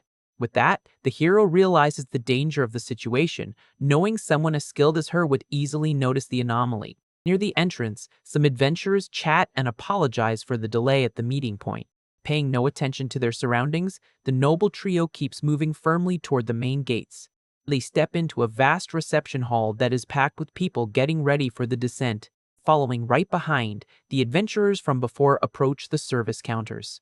Upon recognizing the guide accompanying the duo, the warriors whisper ironically that those nobles will be the next victims. Standing before a huge portal, the guide announces that this is the true entrance to the infinite library. He reaches out and touches the metallic surface covered in ancient runes. Immediately, an intense blue light radiates from the door, signaling the activation of the transport magic. The group steps through the glowing barrier, getting swallowed by the artifact's spatial energy. As soon as they arrive on the other side, the MC observes the architectural immensity and comments on the place's absurd vastness. Analyzing the countless floating shelves, the eldest sister agrees that navigating that maze without help would be impossible. The scenery reveals itself to be a true chaotic sea of books and staircases that fade into the horizon. Suddenly, something specific catches the young master's attention, making his eyes widen. He stares at a massive painting on the wall and wonders if those armored figures are the invaders. The swordsman reflects that he had not noticed this in his past life and concludes the place holds a dark connection to the enemies. Staring at the beast's brutal armor in the art, the hero feels he might find crucial clues for the future war right there. Motivated by the new discovery, the young man cracks a confident smile and calls his companions to move forward. Walking ahead, Noah reminds everyone that the grand objective of the mission is to retrieve the Book of Eternal Depths. The group begins to walk down the endless corridors of the first floor as the noble asks for the tome's exact location. Checking his notes, the shopkeeper explains that because it is a forbidden record, the target must be near the 20th floor.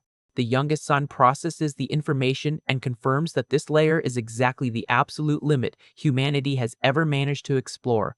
They proceed in silence through the empty hallways until they approach a large magic circle on the floor. As soon as the trio steps into the center of the teleportation rune, the floor's trap is triggered. A bright blue light erupts from the ground, instantly summoning a group of armed beasts to block the way. The guide warns that this always happens in transition areas, but the MC calmly asks to handle the problem alone. Showing no sign of worry, Noah simply draws his blade, readying his combat stance. In the blink of an eye, the young master shoots off in a golden beam of light, cutting through all the enemies in a single, lightning-fast dash. Taking advantage of the flawless moves the swordsman sheathed his weapon fluidly. With the delayed impact of the strike, the creatures' bodies collapse heavily onto the stone floor. While the merchant is left baffled by the ease of the takedown, the eldest sister steps forward, ordering them to keep descending. Reaching the structure's 10th floor, Julia warns the man in a threatening tone to keep everything he witnesses there a secret. Intimidated by the noble's menacing pressure, Ojrek gulps and merely nods his head in agreement. The small squad leaves the safety of the lit shelves and enters a dark passage. They arrive at a new transport circle hidden in the shadows, which the informant sarcastically classifies as a shortcut. Confident in the alternative route, the three position themselves in the center of the magic matrix, waiting for the jump. The ancient displacement spell activates, sucking the trio into the dimensional rift in fractions of a second. A blinding explosion of energy fills the room, marking their sudden arrival in the new sector. Feeling the aggressive impact of the landing, the hero shields his eyes from the intense brightness. Looking around the dark room, Noah asks for their exact location, and the guide confirms they are about to access the 20th floor. With that, the squad leader quickly concludes that the dungeon's next guardians are already waiting for them in the following hall. They step cautiously across the freezing floor until they reach the area's final summoning platform. The floor's defensive mechanism awakens, shooting electric currents through the runes. A colossal mass of darkness begins to take shape, exuding a crushing pressure throughout the room. The wooden monstrosity rises, opening multiple red eyes on its terrifying trunk. Overcome by absolute panic, Ojrek screams, warning that the beast is an ancient treant, a being vastly superior to the common beasts of the past. Showing no fear, the warrior draws her sword, claiming that a high-level monster is nothing but a trivial obstacle. Sporting a predatory smile, she brushes off the merchant's worry, asking why he thought they would fight as a team. The eldest sister arrogantly guarantees that her own individual power is more than enough to slaughter the target. Using the power in her legs, Julia leaps at the creature, initiating the solo attack aggressively. In a swift response, the aberration fires dozens of branches as sharp as spears to impale the intruder midair. Displaying absurd reflexes, the noble spins her body, slicing the lethal stakes with extreme precision. Taking the opening, she dives fast, dodging a devastating sweeping strike from the main trunk. The warrior lands a direct cut on the enemy's hide, but the blade bounces off the beast's natural defense. Forced to step back due to the strike's ineffectiveness, she lands on the ground, keeping visual contact with the threat. The girl rests one knee on the floor, frustratingly admitting that the target's physical resistance is formidable. Desperate, the shopkeeper shouts that this being's wood is as hard as steel, suggesting that a standard sword would never work there. Before any strategy can be formed, hundreds of roots violently sprout from the floor, surrounding the swordswoman. In a brutal move, the vines ensnare the young woman's body, trapping her completely in a dark cocoon. The ancient monster intensifies the spell's pressure, crushing the trapped victim with colossal force. Watching his relative get swallowed by the fatal trap, Noah screams his sister's name, fearing the worst. However, the inside of the wooden cocoon suddenly starts emitting an incandescent crimson glow. A massive explosion of black flames shatters the roots, revealing the fury of the girl who summons the fifth form of her combat style.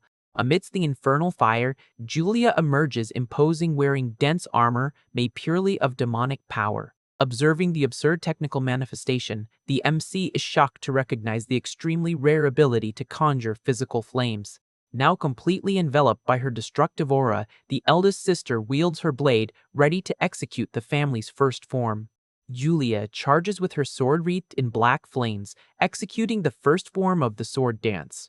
In an immediate response, the wooden monster launches a crushing attack against her. Displaying great agility, the warrior slides past the strike, escaping unharmed. Without losing her rhythm, she runs up the colossal trunk, unleashing precise slashes along the way. Reaching the top, the eldest sister leaps into the air, readying her next move. With a shout of effort, the girl brings her blade down with all her brute strength. A massive wave of dark fire hits the creature head-on. The violent impact tears through the aberration's thick hide, scattering chunks of wood. Landing gracefully, the noble guarantees that her sword doesn't stop, not even for steel. Desperate, the guide yells, warning that the battle isn't over yet. Just then, a thick root sprouts from the ground and grabs the swordswoman's ankle by surprise.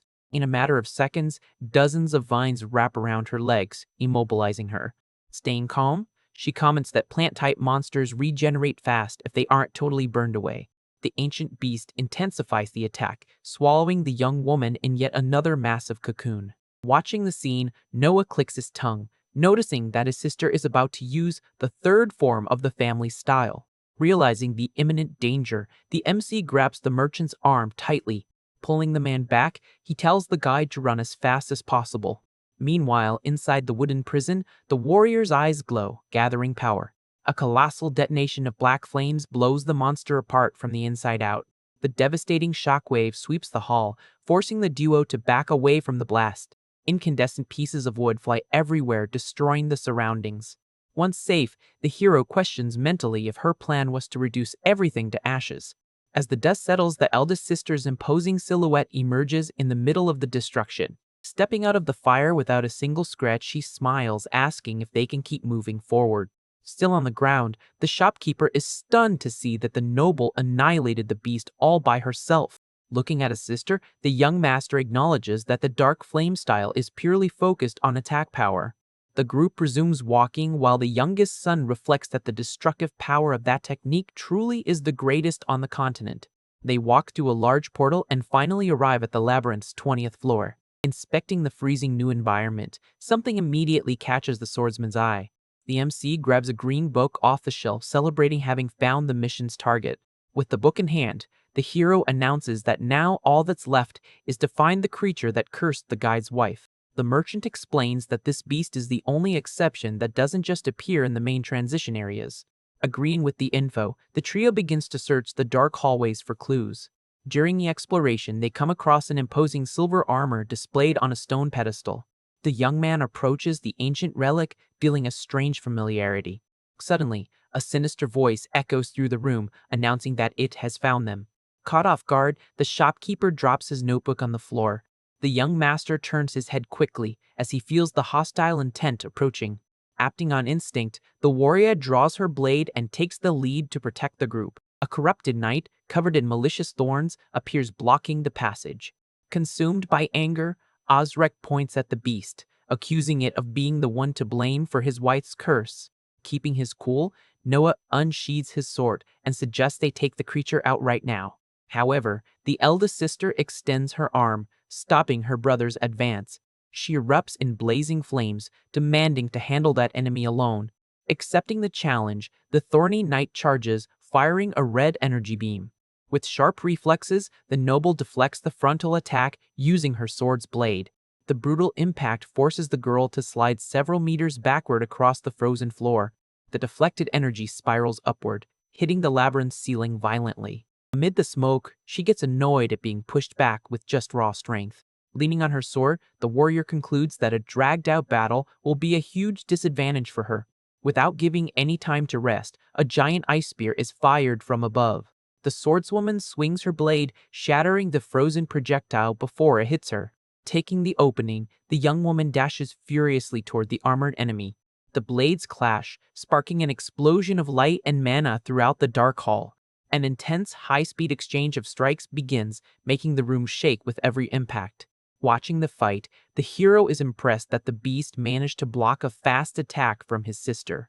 Using her agility, the eldest sister jumps over the monster, unleashing a circular slash. She lands firmly on the ground and focuses even more magical power into her weapon. A blazing magic circle forms under her feet, signaling the second form of her style.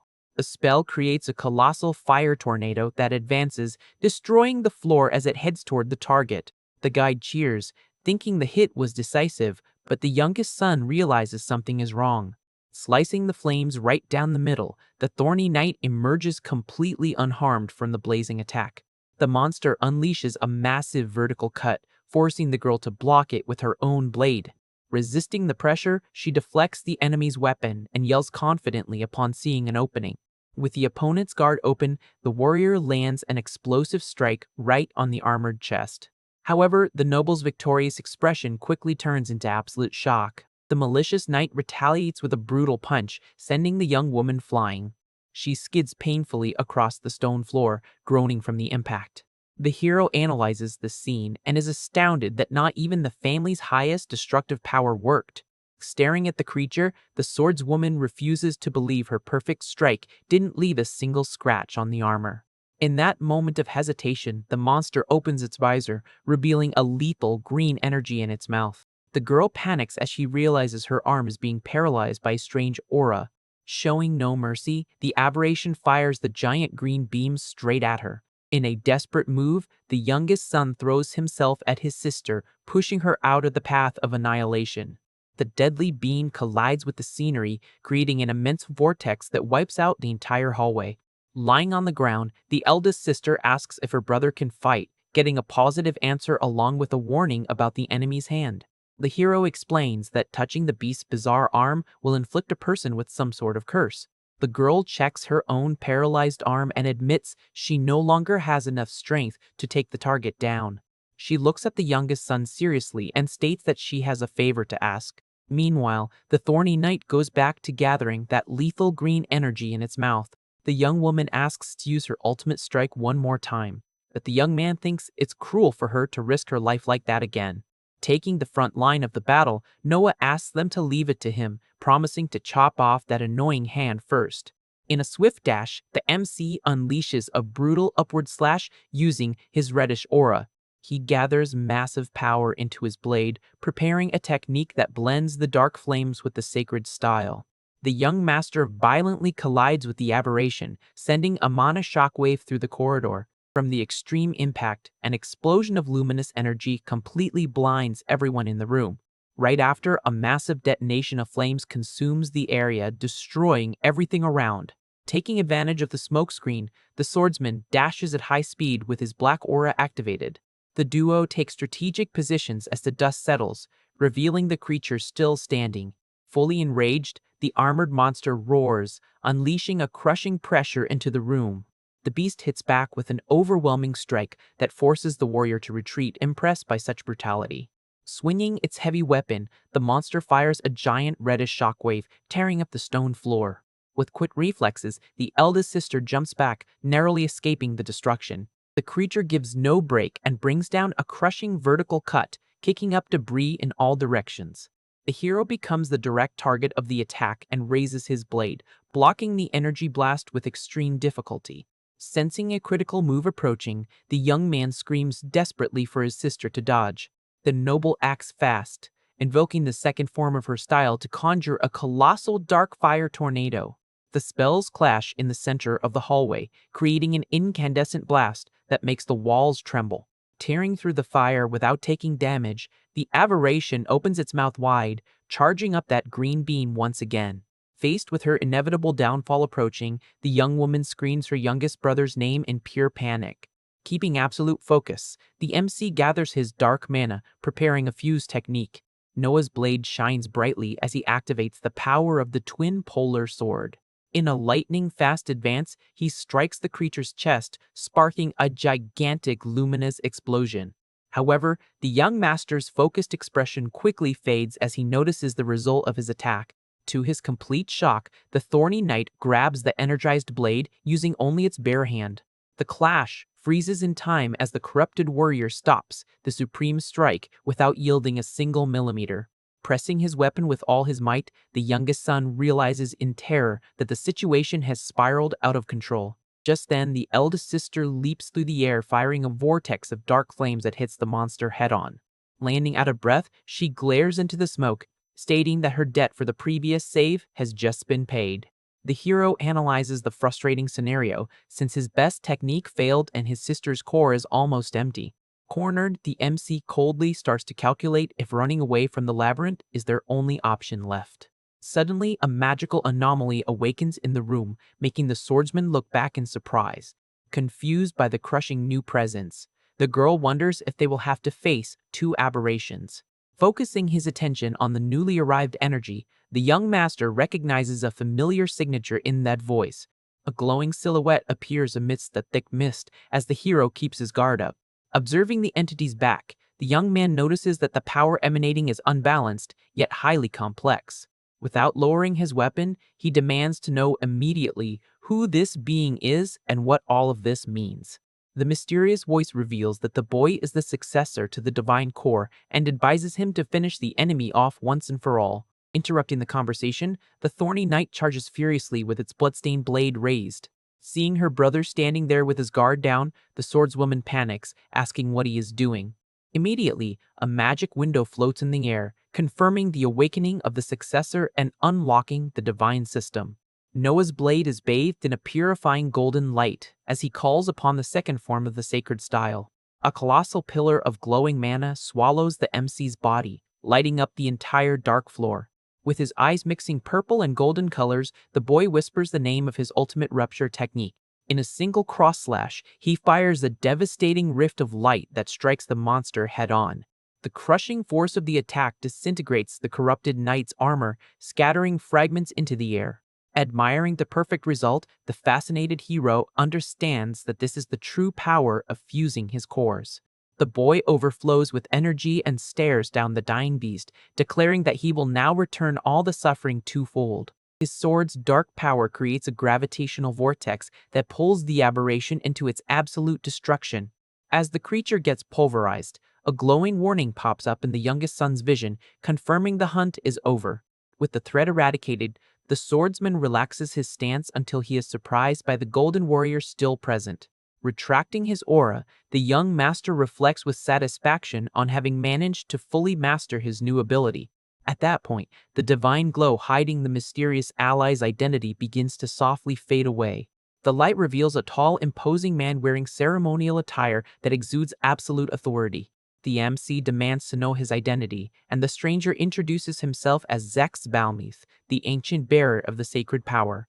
Intrigued, the spirit reveals that the sacred and demonic energies currently known are merely defective products.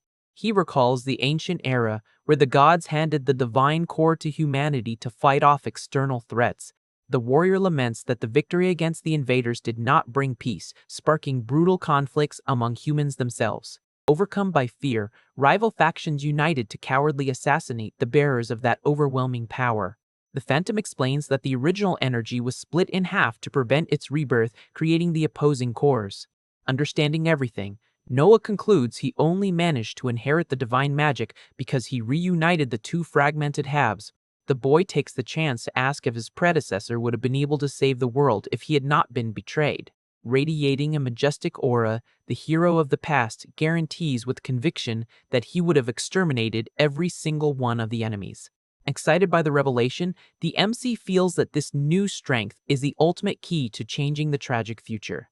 However, Zex warns that the young man's current level is way too weak to evolve the core to its absolute limit.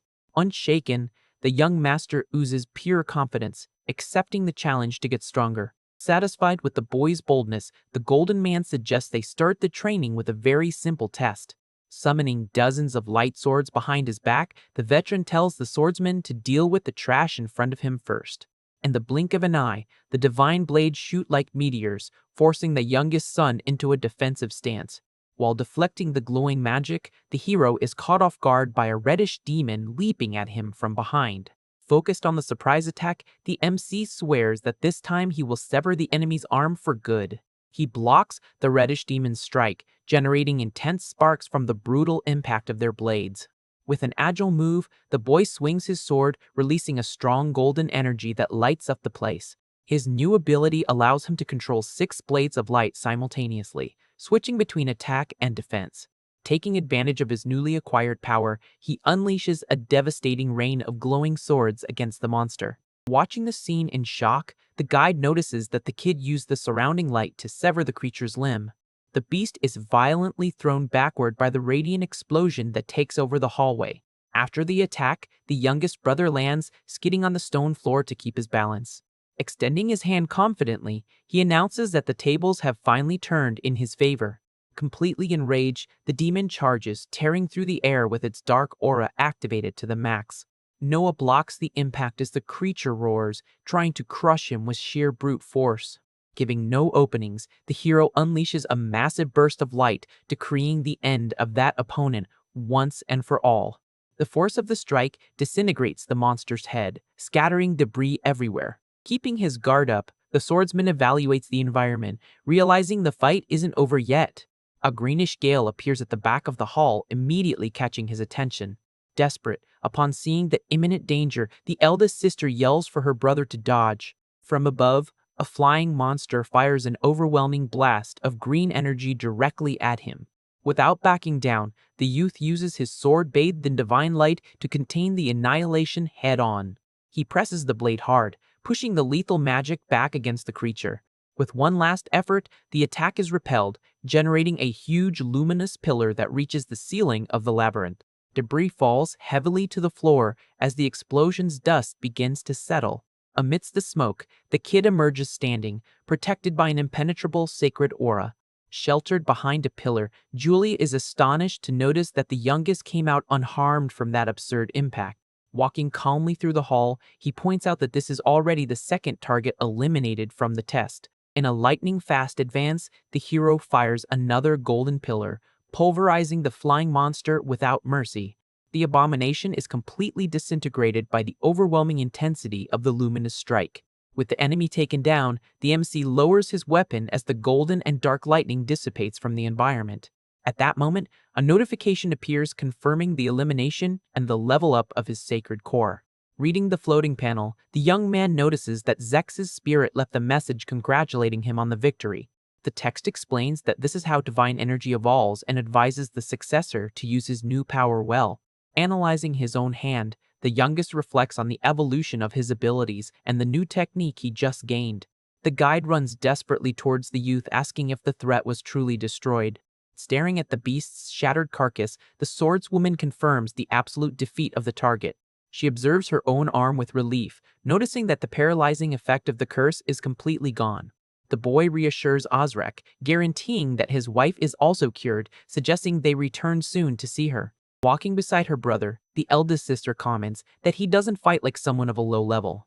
Intrigued by the strength shown, the girl presses him, wanting to know where he learned such an absurd technique. Faced with the boy's hesitation, she deduces it's a secret and recalls that there are several ways to manipulate the demonic core. The magic sword style is the fundamental base that guides the fighters of the assassin family.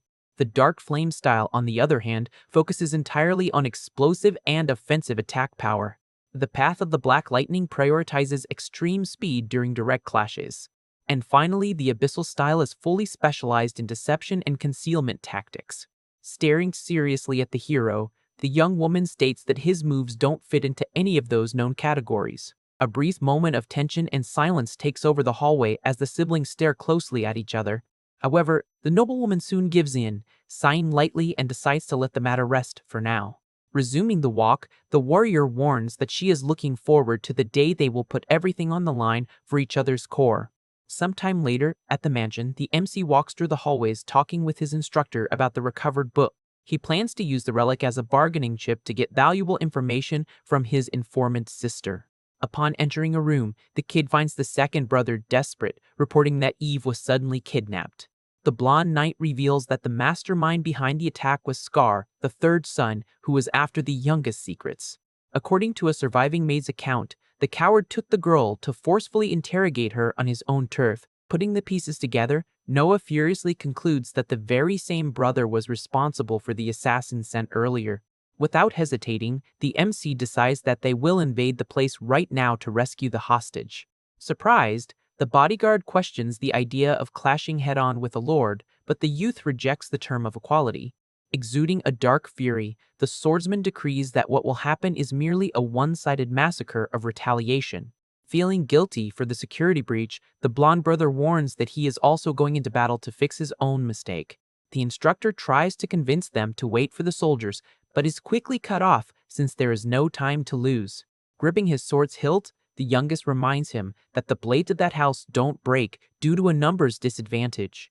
Confident in the plan, the MC turns his back and leaves the mansion's protection in the hands of the loyal bodyguard.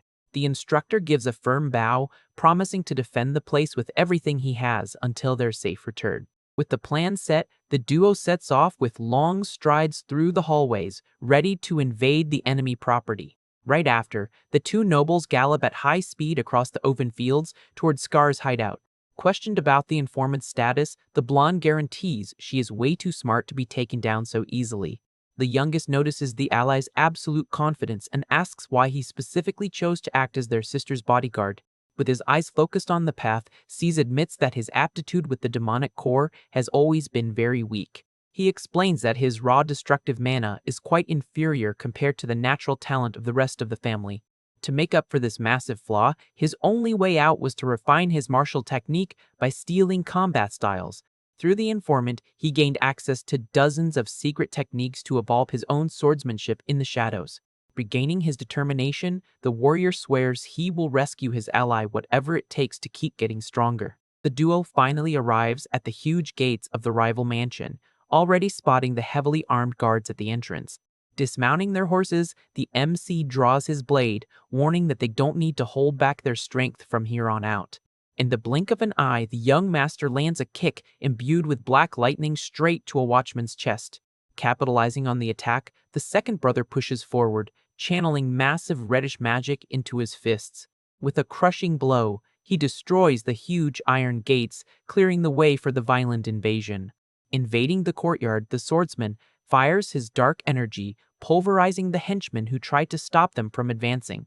Standing in the courtyard, the MC faces an entire army positioned in front of the massive property. Seize approaches and warns that this is the third brother's personal assassination unit. Jumping into battle, the blonde points out that these enemy warriors are extremely skilled. The masked squad leader scoffs, seeing that the invaders actually decided to attack head-on. Wrapped in dark lightning, Noah tells them to call Scar out already, as he has no time to waste with trash. The commander snaps back in irritation, thinking the kid doesn't grasp the fatal numbers disadvantage. Not caring about the warning, the youngest keeps his eyes locked on the opponents, who start charging. In a swift motion, he lands a violent strike against the first henchman that tries to attack him. The explosion of purple energy blows the opponent away before he could even try to react. Furious at the audacity, the leader decrees they will show no mercy to anyone who dares challenge their lord. The young master merely charges, tearing through the air with his blade bathed in pure dark mana. He cuts down the elite guards with ease, generating destructive sparks with every sword impact. While the MC paves the way by breaking defenses, the instructor covers the rear, taking down the rest. With a lightning-fast strike, Noah shatters another assassin's weapon without breaking his stride. Meanwhile, the second brother positions himself in the back to receive the coordinated attack of an entire horde. Blocking the joint advance, Seize swings his sword, violently repelling the attackers. He concentrates intense electrical magic into the blade and invokes the third form of his combat style. A devastating flash of lightning strikes the ground, completely wiping the area around him. The massive force of the brutal technique launches dozens of assassins into the air all at once. The henchmen scream in pain, getting harshly crushed by the powerful shockwave. Surrounded by defeated bodies, the instructor taunts them, telling the troops to bring everything they've got. Catching the scene out of the corner of his eye, Noah concludes he can leave that side safely in his allies' hands. Seizing the slight distraction, the masked leader jumps into an attack and tells the kid not to underestimate the battle. In an extremely agile move, the enemy commander throws a trap at the hero. Immediately, a huge mystical red seal forms on the ground, releasing destructive flames. Trapped in the center of the mark, the MC tries to figure out where that glowing circle on the ground came from. The assassin explains that it is a secret technique developed solely to eliminate members of that family. Drawing his weapon, the commander dives in full force, telling the youth to enjoy his final moments. The opponent's eye glows with intense purple energy, activating the pressure of the red domain. Right then, the divine system pops up, revealing the complete profile of that warrior and his forbidden technique. To counterattack quickly, the youngest tries to invoke the second form of his newly acquired sacred style. However, the magic simply fails in his hand, preventing any light from flowing into the black sword. The young man grumbles, feeling a bizarre restriction course through the veins of his own body. Wasting no time, the masked man comes down with a brutal slash, trying to slice the paralyzed enemy in half. Dodging on pure reflex, Noah realizes that the trap sealed the movements of his demonic core. The leader mocks them, warning they will never win using only basic swordsmanship without magical support. Both brothers end up surrounded back to back within the limits of the huge reddish area. Analyzing the blocked field, the hero acknowledges that the overwhelming numbers disadvantage has become a problem. The knight calmly agrees, commenting that facing an ability capable of sealing cores is annoying. Even so, C's warns he will hold the line right there and tells the youngest to keep running toward the main target. Confident, the blonde asks the kid to focus entirely on beating up Scar and rescuing the informant. The MC looks slightly surprised at the allies' steadfastness in the face of that assassination squad. Accepting the plan, he takes off like a bolt of lightning toward the building, leaving the courtyard to the instructor. As the kid dodges, tearing his way to the doors, the entire army focuses on stopping him from slipping away. Alone in the center of the deadly trap, the blonde smiles, guaranteeing that useless seal doesn't block raw magic. With a heavy lunge, the blonde warrior drives his blade straight into the courtyard floor. Immediately, massive rustic stone pillars sprout from the earth, creating a terrifying barrier. Releasing raw power, C's yells for his partner to search the detached residence at the back of the lot. The enemy leader runs desperately, ordering his men to hunt down the invader and not let him escape. However, before taking a single step, the henchmen are violently pierced by the ascending earth magic. Seeing his soldiers being easily wiped out, the masked man clicks his tongue, frustrated with the interference. A gigantic thorny wall rises, cutting through the air and completely dividing the battlefield. Trapped among the stakes, the commander glares at the stone blockade, with his eyes boiling with rage. Blocking the path, the second brother smiles, taunting the opponent for trying to bail on the real fight. Far from there, inside the house, Scar tries to force the captive informant to reveal the youngest secrets. Tied up defenseless, Eve sighs, calling her kidnapper stubborn since she has no intention of opening her mouth. The third brother smirks maliciously, warning that he has already captured several of her guards and will use them as punishment. With pure disgust, the girl replies that having such cowardly trash in the same bloodline is truly shameful. Before the mastermind can torture her for the insults, explosive noises outside catches attention. Confused, the Lord asks himself in disbelief if the foolish youngest one actually made the dumb mistake of invading head-on. Glaring coldly at the kidnapper, the hostage states that he still has no idea who he's up against. She points out that cheap tricks won't affect the boy at all, as he possesses true pride. Hiding his shock, Scar laughs smugly, saying that bringing her there was essential to lure his real prey. But his sister's arrogant attitude shatters the rest of his patience, and he grips his blade, cursing the prisoner. Suddenly, the room's large window is shattered in a blast, throwing glass and the guards backward. Landing majestically in the center of the room, the MC tells the duo that he has finally arrived to pull off the rescue. Already on his feet, the kid raises his sword and steps in front of the chair to shield his ally from any surprise attack. Relieved to see him okay, Eve cracks a weak smile, complaining about the ridiculous amount of time he wasted on the way. Overtaken by fury upon seeing the invasion succeed, the homeowner ignites his huge weapon, screaming his rival's name. Both position themselves a few meters apart while the villain demands to settle their feud right now. The gravity of the situation weighs on the isolated room, marking the imminent start of the reckoning between brothers. Completely unfazed, the younger swordsman lowers his stance, throwing the question back about settling everything right there. Underestimating the opponent's level, Scar questions if the arrogant brat actually thinks he stands a chance of winning. Exuding pure certainty, the hero simply gives a crooked smile, guaranteeing the outcome is already more than obvious. With his ego bruised, the redhead curses, launching himself at the boy, colliding with his heavy defense amidst lightning. To keep up the immediate pressure, Noah pushes forward quickly, wielding his blade bathed in pure darkness. The brutal impact generates a massive energy explosion, destroying part of the ceiling structure. Riding the momentum, the MC kicks the redhead into the air and chases him with an overwhelming downward strike. Violently thrown, the kidnapper crashes into the open courtyard while his brother lands right after, ready to continue. Staring intently at the target, the hero activates his appraisal skill, focusing on the enemy. Immediately, the magic window reveals the enemy's exact power level and his title as the founder of that dark style. Without dropping his guard, the youngest questions Scar's motives for sending assassins and using a child against him. The mastermind simply shrugs, justifying that the reason for all this should be pretty obvious. Overtaken by sudden rage, the third brother yells that the brat ticks him off deeply as he concentrates crushing magic. In a fierce rush, he brings down his heavy sword, forcing the youngest to block the destructive impact with his own blade. At that moment, the MC notices his black mana flowing freely and deduces that he has finally stepped out of that ceiling trap's range. Furious, the redhead curses the fact that the patriarch recognized someone so weak while continuing to attack relentlessly. To repel the onslaught, the younger swordsman ignites his weapon with a powerful yellowish light. Beside himself, the opponent tells the hero to perish, unleashing a chaotic storm of darkness. Keeping his cool in the face of the outburst, Noah agilely retreats, dodging the massive slash that tears up the ground. After the intense exchange of blows, the two warriors take their distance, sizing up each other's stance in the open field. Analyzing the fight, the MC acknowledges that the enemy's style is cowardly but highly efficient for mixing feints with real attacks.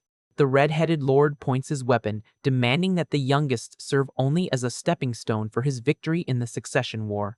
Invoking the third form of his martial style, Scar fires a colossal blast of dark energy into the skies. The sky darkens quickly, giving rise to a terrifying legion of gigantic skeletons marching across the courtyard. Without hesitating, the youngest charges, slicing the spectral creatures with violent beams of divine magic. As he destroys the monsters, he wonders if that army is just a mere distraction from the mastermind. However, one of the giants defends against the attack, proving to be a tougher obstacle than expected. Faced with the unexpected block, the swordsman quickly realizes the true nature of that enemy technique. Right after, he is forced to cross blades to block simultaneous strikes from several skeletal warriors. Feeling the weight of the impacts, Noah concludes that those summons have real physical mass instead of being mere illusions. Observing from a distance, the third brother keeps the horde pressing the target relentlessly. Tired of playing around, the hero concentrates an overwhelming amount of sacred power, emanating a blinding golden light. Activating the second form of the divine style, he gathers all the energy into a single point of pure light in the center of the encirclement. A devastating cross-slash sweeps the battlefield, obliterating the dark creatures in an instant. The wave of sacred power tears through the ghostly legion, shattering the giant skeletons without any difficulty. Concluding the lightning-fast move, the swordsman lands as the golden flash begins to dissipate. Noticing that the horde of monsters keeps advancing across the courtyard, the boy sighs, complaining that it's a huge headache. Without losing momentum, he flexes his legs and shoots like a bolt of lightning toward the enemy army. With precise movements, the hero slices the remains of the legion, forcing his way through the sea of the undead. The mastermind lord watches in frustration as his elite troop is decimated like dust by the lone target. Ranting, Scar questions if the brat really thinks he can handle that entire army all by himself. Ignoring the taunt, Noah simply continues his brutal assault, repelling any creature that dares to step in front of him. Fully focused on the main opponent, the MC displays an unwavering determination to end the fight. Gathering even more energy, he executes a massive upward slash, cracking the earth and disintegrating the enemy's front line. The explosion of purifying light tosses bones in all directions, completely clearing the path. Covered in the glowing divine aura, the youngest announces loud and clear that the amount of trash thrown at him doesn't matter. With the path clear, the young warrior quickens his pace, fatally closing the distance in the blink of an eye. Maintaining the overwhelming psychological pressure, he reinforces his unbreakable stance, ready to finish the clash. The force of his charge is so dense that it leaves a trail of energy, destroying the surrounding ground wherever he passes. Feeling the crushing pressure from his younger brother, the redhead backs away panting, losing his confident posture. The two end up separated by a vast distance in the courtyard, now completely devastated by the intense battle. In a last desperate attempt, Scar drives his blade deep into the ground, releasing all his remaining mana. Immediately, massive stakes of darkness sprout from the earth, tearing a path straight toward the hero. With extreme agility, the MC jumps, dodging the treacherous attack that pierces the air. Following the stakes, a colossal bone dragon emerges from the shadows, roaring and wrecking the terrain even further. Desperate, the third brother screams out orders for the monstrosity to tear the boy to shreds once and for all. The terrifying creature charges, casting a deadly shadow over the small illuminated warrior. Instead of showing fear, Noah exudes confidence, considering it the perfect moment to test something new. The magic window confirms that his sacred core reached level 12, unlocking a supreme ocular ability. Invoking the fifth form of the divine style, the youngest wraps his entire body in a powerful storm of yellow lightning. The swordsman's eye reacts, channeling the newly acquired Sacred Darkness Eyes technique. Like an incandescent comet, the hero shoots straight at the beast, completely ignoring their size difference. In a clean and lightning-fast impact, he blasts through the colossal monster, ripping its head off in a single destructive strike. The victor lands on the other side while the remains of the undead creature crash loudly to the ground.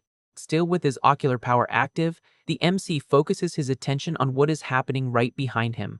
Mysteriously, the dragon's severed head begins to piece itself back together, wrapped in magical lightning. The beast rises again, now positioned right behind Scar, displaying sinister purple flames in its eyes. Confused by the monsters in action, the red-headed lord stammers, demanding that his summon attack the target again immediately. Calmly, the younger brother explains that the eyes of sacred darkness steal absolute control of enemy techniques. Blade in hand, the kid decrees that the creature now serves him, forcing the mastermind to demand an end to those tricks. Consumed by hatred upon losing his ultimate weapon, the kidnapper invokes the first form of the abyssal style. In an act of madness, he launches the piercing Shadow Fang, trying to destroy his own newly stolen creation. The violent clash generates a huge magical explosion directly on the body of the unshakable bone beast.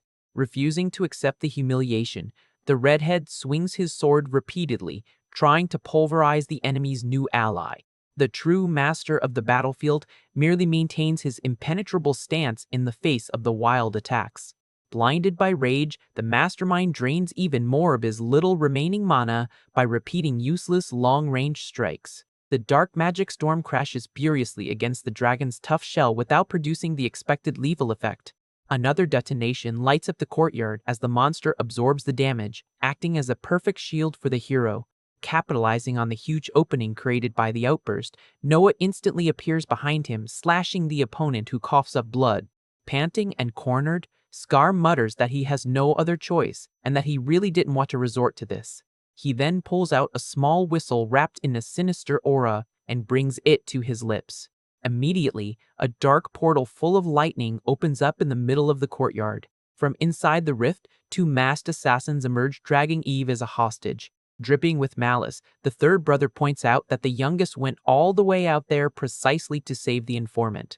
One of the henchmen presses a blade against the girl's neck as the mastermind threatens to eliminate the prisoner. Furious at the situation, the MC grips his sword tightly, calling the kidnapper a coward. Confident that he has the upper hand, Scar steps forward, warning he will free their sister as soon as he finishes him off. Faced with the dirty ultimatum, Noah grits his teeth in frustration, unable to act. But suddenly, a colossal explosion of red energy hits the ground right between them. The impact scatters thick smoke and leaves Scar completely shocked, asking what that is. When the dust settles, Damien reveals his imposing armored presence, having already rescued their sister. Falling to his knees from the scare, the third brother stammers the eldest's name in disbelief. The armored warrior calmly reminds him that Eve had already declared her neutrality in the succession war. Feeling the pressure, the mastermind raises his voice, asking what the problem is with that. With his eyes glowing red, the eldest warns that he will eliminate him for breaking family laws.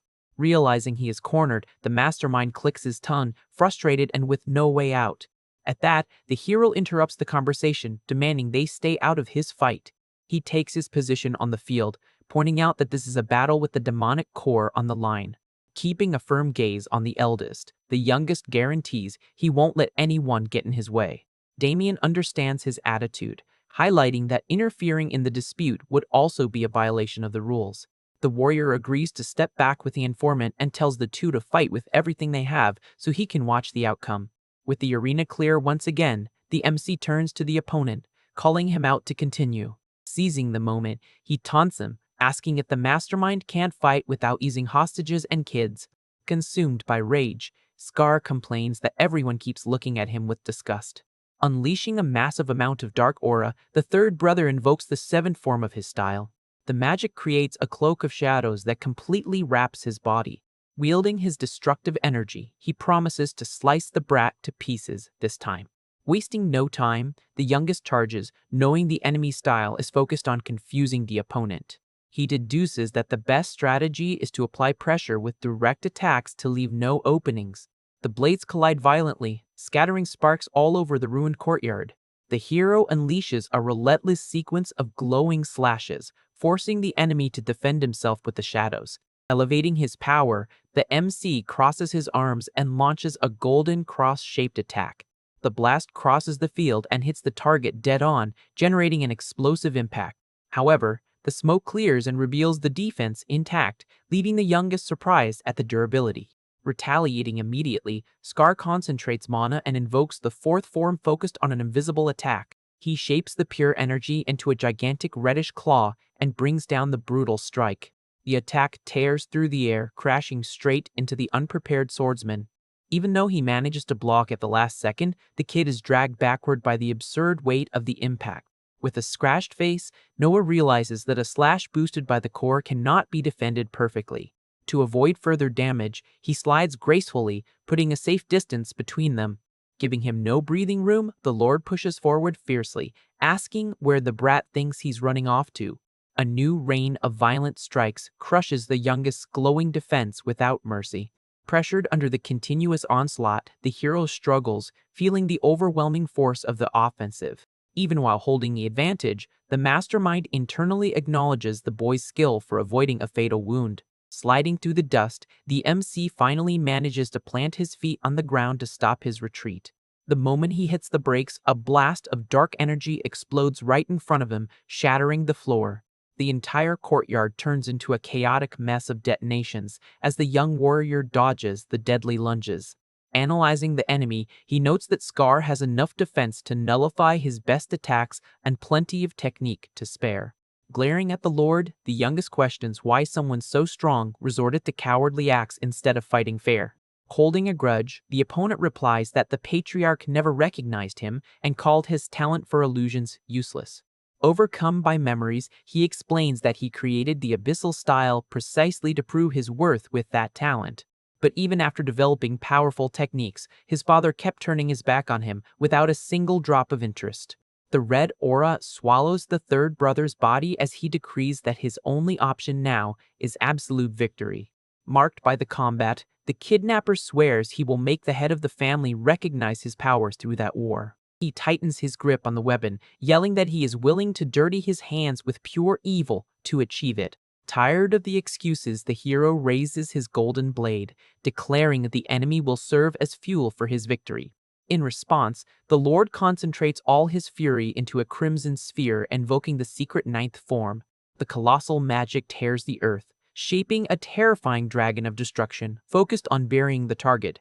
The reddish beast shoots forward full force, ready to devour the boy once and for all. The magical monstrosity dives with brute force toward the illuminated swordsman. The overwhelming impact sweeps the terrain in a sea of unchecked crimson energy. However, in the center of the chaos, a spherical shield of golden light bravely resists the destruction. Inside the barrier, the MC plants his feet firmly, maintaining a perfect defense against the annihilation. The lethal summon keeps pressing the magic dome relentlessly from top to bottom. Suddenly, the hero's core flickers, emitting purple sparks, and he feels a sharp pang. Observing the weakness, Scar decrees that the kid's demonic core has finally reached the limit of exhaustion. Clutching his own chest, the youngest grits his teeth as he deals with the unexpected physical reaction. Suddenly, the mastermind's expression shifts to shock as he tries to figure out what his opponent is doing. The hero responds firmly, revealing that he transformed the poison ingested over the years into a crystallized form. Bearing the weight in his chest, he stabilizes the magical flow of the two conflicting forces inside him. Desperate, the Lord asks if he's lost his mind, since that substance makes the demonic core spiral out of control. Walking through the middle of the storm, the brat explains that his body has completely overcome that toxin. Bathed in divine lightning, he states that the poison became the perfect medicine to make up for the lack of energy. Immediately, the system window glows, notifying that the sacred core leveled up and unlocked a hybrid technique. With an unwavering gaze, Noah apologizes, stating that he has a reason not to lose and that he will never let that tragedy repeat itself. The The youngest unleashes all his power, invoking the second form of the divine style to create a massive pillar of energy. He advances relentlessly, delivering a devastating strike that blends a flash of light with the thickest darkness. Desperate, Scar screams at the top of his lungs as he tries to defend himself with a huge shadowy skull, but is swallowed by the luminous beam. The hybrid attack tears through the enemy's red energy beast with frightening ease. The violent collision between the two forces generates an explosive shockwave in the center of the courtyard. A blinding light expands rapidly, engulfing everything around it in pure destructive energy. Right after, a colossal dome of power detonates, completely wiping the battlefield. The ground shatters, launching huge rocks into the air as the annihilation consumes the terrain. To withstand the absurd impact of his own technique, the MC drives his sword into the ground while sliding backward. The explosion reaches gigantic proportions, illuminating the entire family property. As soon as the dust starts to settle, the ruined courtyard reveals the two combatants standing in the center. From a safe distance, Damien and Eve remain in complete silence, facing the impressive outcome. Amidst the destruction, the third brother falls to his knees, utterly defeated as the hero approaches. Standing before the fallen opponent, the kid points his blade, letting him know he has no intention of ending his life. With his head down and trembling, the defeated man listens to the youngest demand his surrender once and for all. The Lord accepts the end and declares his loss, promising to hand over his demonic core, an offer the victor accepts on the spot. However, the hero's relaxed expression suddenly vanishes as he notices a suspicious movement. Without warning, a sharp blade treacherously pierces the side of the swordsman's body. Revealing his true colors, the kidnapper shows pure maniacal insanity in his eyes. The MC bleeds from the surprise wound while the enemy stays crouched, gripping the dagger. The informant and the eldest are utterly shocked upon witnessing that cowardly act up close. Consumed by fury, the mastermind bellows, asking who the heck would surrender to a brat like him. In a sharp motion, he pulls the weapon, slashing his opponent, and yells that he would never let anyone stand above him. The kid backs away quickly, coughing up blood and pressing the severe wound on his abdomen to stop the bleeding.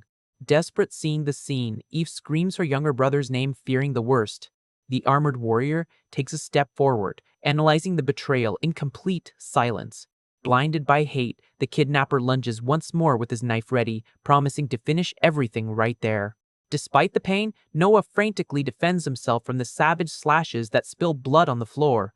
In the lightning-fast counterattack, the hero lands a clean hit on the opponent's chest, throwing him far away. With a torn chest, the third brother spouts blood as he is violently thrown backward. The Lord collapses motionless in the courtyard as the victor finally succumbs to his wounds and drops to his knees. Pressing the wound, the MC laments the fact that this family prioritizes pride over their own existence. Silence overtakes the battlefield, leaving the two brothers fallen in the ruined arena. Seeing the danger, the girl runs desperately toward the wounded hero, followed by Damien.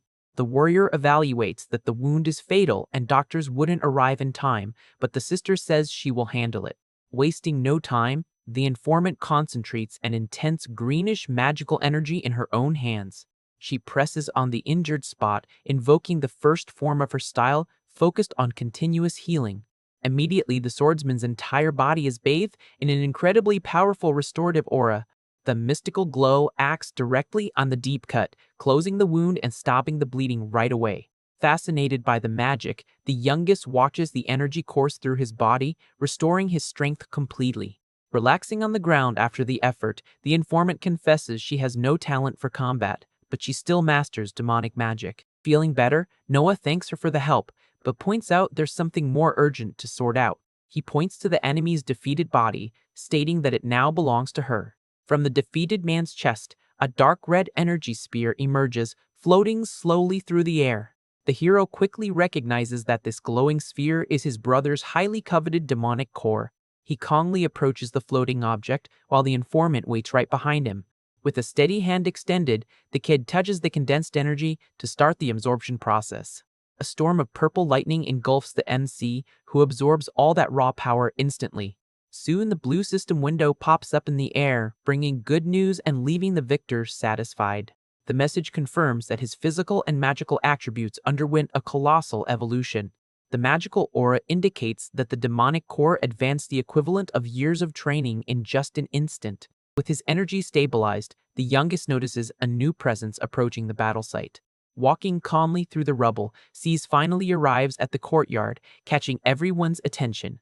The second brother confesses he never imagined the youngest family member would be capable of defeating Scar. Worried about their ally, he asks if Eve is hurt, but she reassures him, revealing that Damien saved her. Surprised by the eldest's attitude, Sees asks why, but the warrior simply claims he followed house rules. Without dragging out the conversation, the eldest turns his back on the group and starts walking away from the arena. The MC tracks the strongest brother's exit with a suspicious gaze, trying to figure out his true intentions. Beside the hero, the other two siblings also watch the silent departure of the armored giant. As he walks away, Damien reflects that the fight was interesting and gets curious about the youngest's mysterious power. Despite his interest in the unknown ability, the warrior decides he has other priorities to focus on right now. Soon after, Noah is seen walking through a luxurious courtyard after being summoned by the family patriarch. Victor's huge and intimidating castle rises ahead, marking the meeting place. Inside the luxurious office, the leader mentions the rumors that the boy stole Scar's demonic core. Resting his face on his crossed hands, humanity's strongest swordsman demands to know if the story is really true. Showing no intimidation, the MC confidently confirms he won the duel and kept the prize. During his assessment, the Lord questions the opponent's strength, noting that Scar was far superior in technique and magic. With eyes glowing purple, the patriarch presses on, asking how the brat managed to defeat someone so powerful. The young hero keeps a serene expression and focuses his gaze on his father before giving his answer. Placing his hand on his chest, he states that his thirst for strength is absolute and that he refuses to lose to anyone. Hearing the bold response, the cruel man shows great satisfaction, praising the boy's ruthless mindset. The leader explains that Scar committed unforgivable crimes and, for handling the problem, the winner will receive a reward. Encouraging his son not to hold back, he asks him to make his request, but Noah surprises him by simply asking to be sent to a specific location. A bit confused by the modesty, the father questions the lack of greed, reminding him that he could ask for rare weapons or gold. Justifying his choice of destination, the MC assert that what he'll gain in that place is far greater than weapons or gold. The family leader realizes it all comes down to the pursuit of strength and accepts the request, asking where this place is. Soon after, a carriage travels peacefully along the winding roads of a large mountain.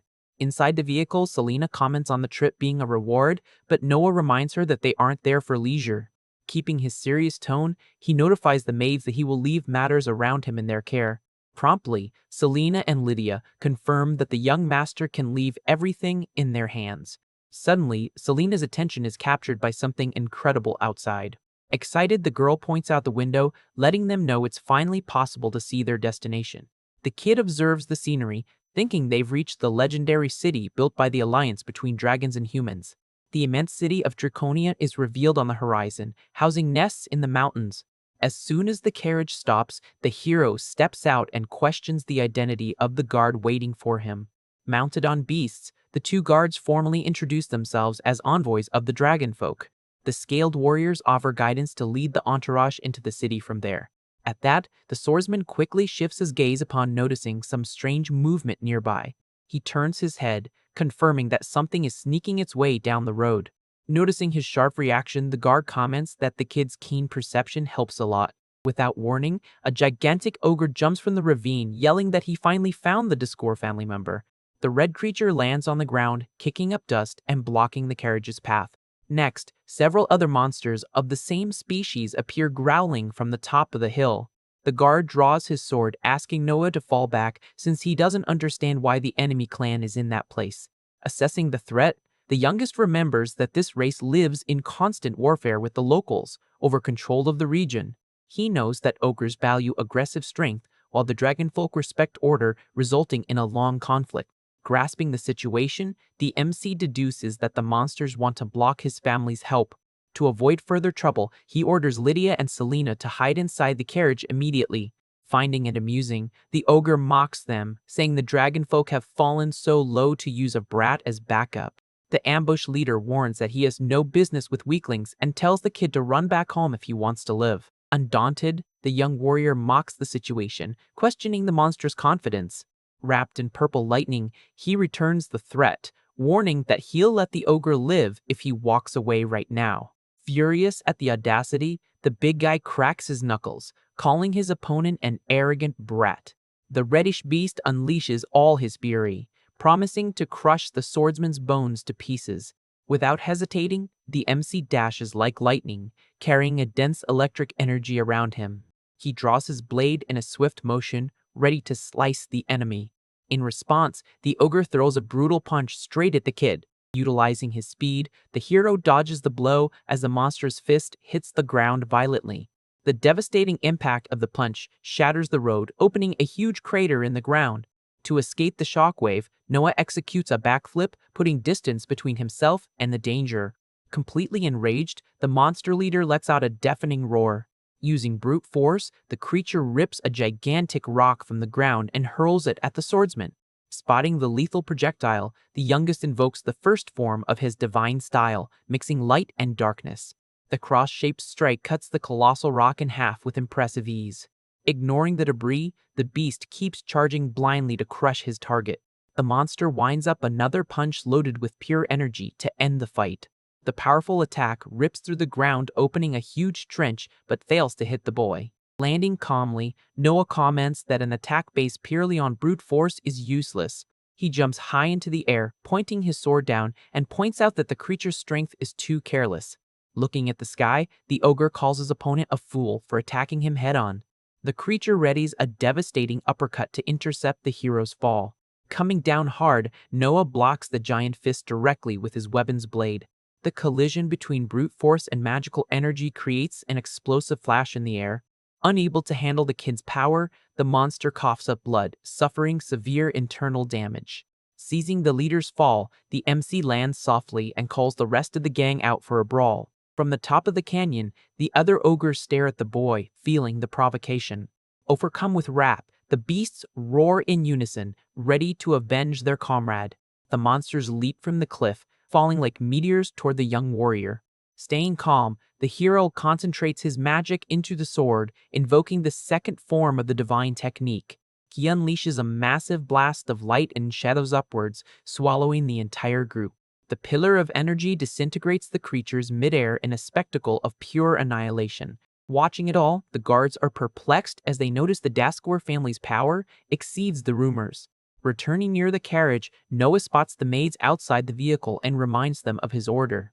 Lydia maintains a respectful posture, explaining that witnessing the master's success is also a servant's duty. Sighing, the hero looks up, noticing someone else's presence, and tells him to come down already. An imposing figure with dragon wings leaps from the sky toward the ground. The winged being drops rapidly, proving to be someone much more powerful than the previous enemies. The mysterious warrior's landing kicks up a curtain of dust, right in the middle of the group. The huge scaled warrior approaches, stating that he managed to clearly witness the kid's strength. He pounds his chest, introducing himself as Adalbalt Fangray, the commander of Draconia's Dragon Knights. Suspicious, Noah questions the leader's reason for not joining the fight to help them against the ambush. The commander explains that a king doesn't need help, and the kid deduces he passed a test of strength. The knight confirms the trial and announces that he will now guide him to Lord Alcardos's presence. Shortly after, the carriage enters the bustling streets of the Alliance's immense capital. Amazed by the scenery, Selena admires the different species living in harmony throughout the city. Right there, a human child and a young dragonkin play in the street, as Lydia comments on how rare that is. The commander suggests the kid explore the city later, and he agrees from inside the carriage. The entourage keeps advancing through the capital, escorted by the knights flying over the huge canyons. Led by the local guards, the group finally enters a massive and mystical illuminated cavern in the rocks. The group arrives before a colossal stone door marked with a dragon emblem. Holding a lantern, Commander Adalbalt announces out loud that he has brought Noah Daskor to the location. Immediately, the sculpture on the wall comes to life, and a mysterious voice grants them entry. The huge gates begin to open slowly, revealing the darkness of the inner hall. As soon as the passage clears, an overwhelming gust of energy sweeps the area, hitting everyone head-on.